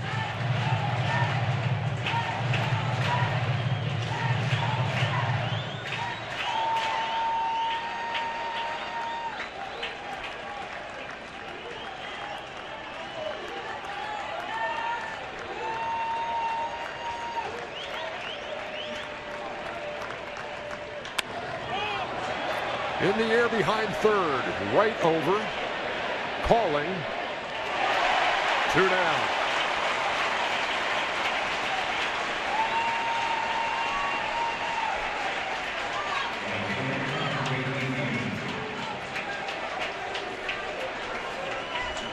Well, there hasn't been much drama after the 4th inning of this game when the New York Mets erupted for 4 more runs and had that 10-3 lead. They tacked on 3 more in the 7th. And now trying to put the finishing touches on a 13-7 win here in Game 3.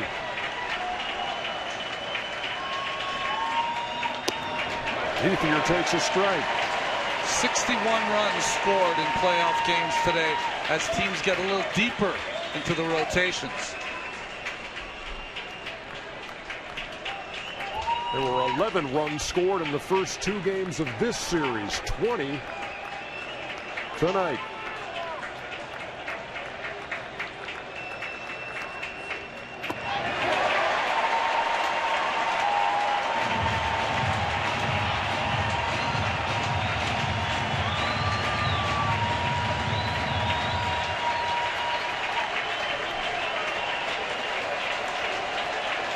Runs tonight, an NLDS record.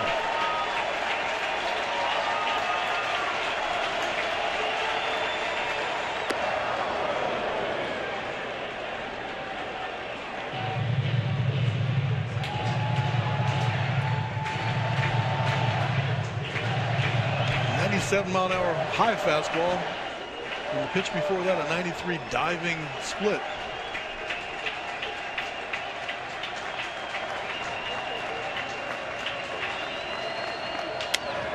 Right back to him.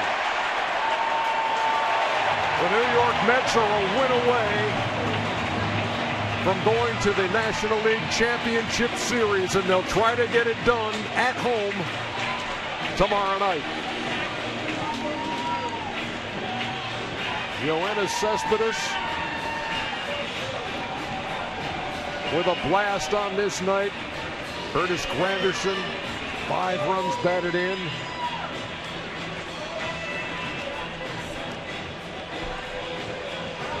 And the Mets put it away 13-7 in Game 3. Neither starter certainly on top of their game. Harvey with the win with 5 innings of work. But it really was the answer in the second inning. After the Dodgers scored 3 runs off Harvey, the Mets came back and had 4, and after that scored 10 unanswered. I mean, you think of Cespedes and you think about him hitting the long balls and hitting the opposite field home runs. But a leg out infield single started the rally, and then Granderson hitting the ball off the wall. He's been big. Now Sam Ryan's down there on the field with Curtis Granderson. Sam. That's right, guys. And Curtis, you knew the atmosphere would be electric here tonight, especially after the emotions from Saturday. What was it like to have the bats really wake up in this one? Oh, it's fun. You know, you never know when they're going to come to life, especially when you got a great pitching staff like you do in the Dodgers rotation, including the bullpen. But you just try to stay with your stuff, try to do the little things, continue to put pressure, and hopefully the bats will come alive. For you, 5 RBIs. That ties a franchise record here for postseason game for the Mets. In the second inning, this is a team that fell behind 3-0. You kept that inning going with a 3-run double. Take me through that. Well, unfortunately, you know, the error early on added to the 3 runs that they were able to get across on Harvey in the top part of the second inning. But then our lineup came in, you know, not getting the heads down, continue to get runners on base, and not only can get RBIs if the guys happen to get on base. So the guys did an amazing job ahead of me, just trying to find different ways, base hits, walks, and so on. As the game went on, guys just continued to pass the bat to the next guy up to let somebody come up and do it big throughout the course of the game. You don't even want to take credit for that. 5 runs batted in, so it comes down to one. It could be one game tomorrow. This could be it. Here at Citi Field at home, what would it be like to do it in front of these fans? It would be great, but we definitely can't jump ahead of ourselves. We know that they're going to come out not looking to give it to us. We got to continue to fight. It's going to be another tough matchup against another great team out there and another great guy handling the ball. So definitely over with by any means. Thanks a lot, Curtis. No problem. Thank you. Back to you guys. 13 runs, 13 hits for the New York Mets as they win it 13-7. Back to wrap things up here from Citi Field right after this.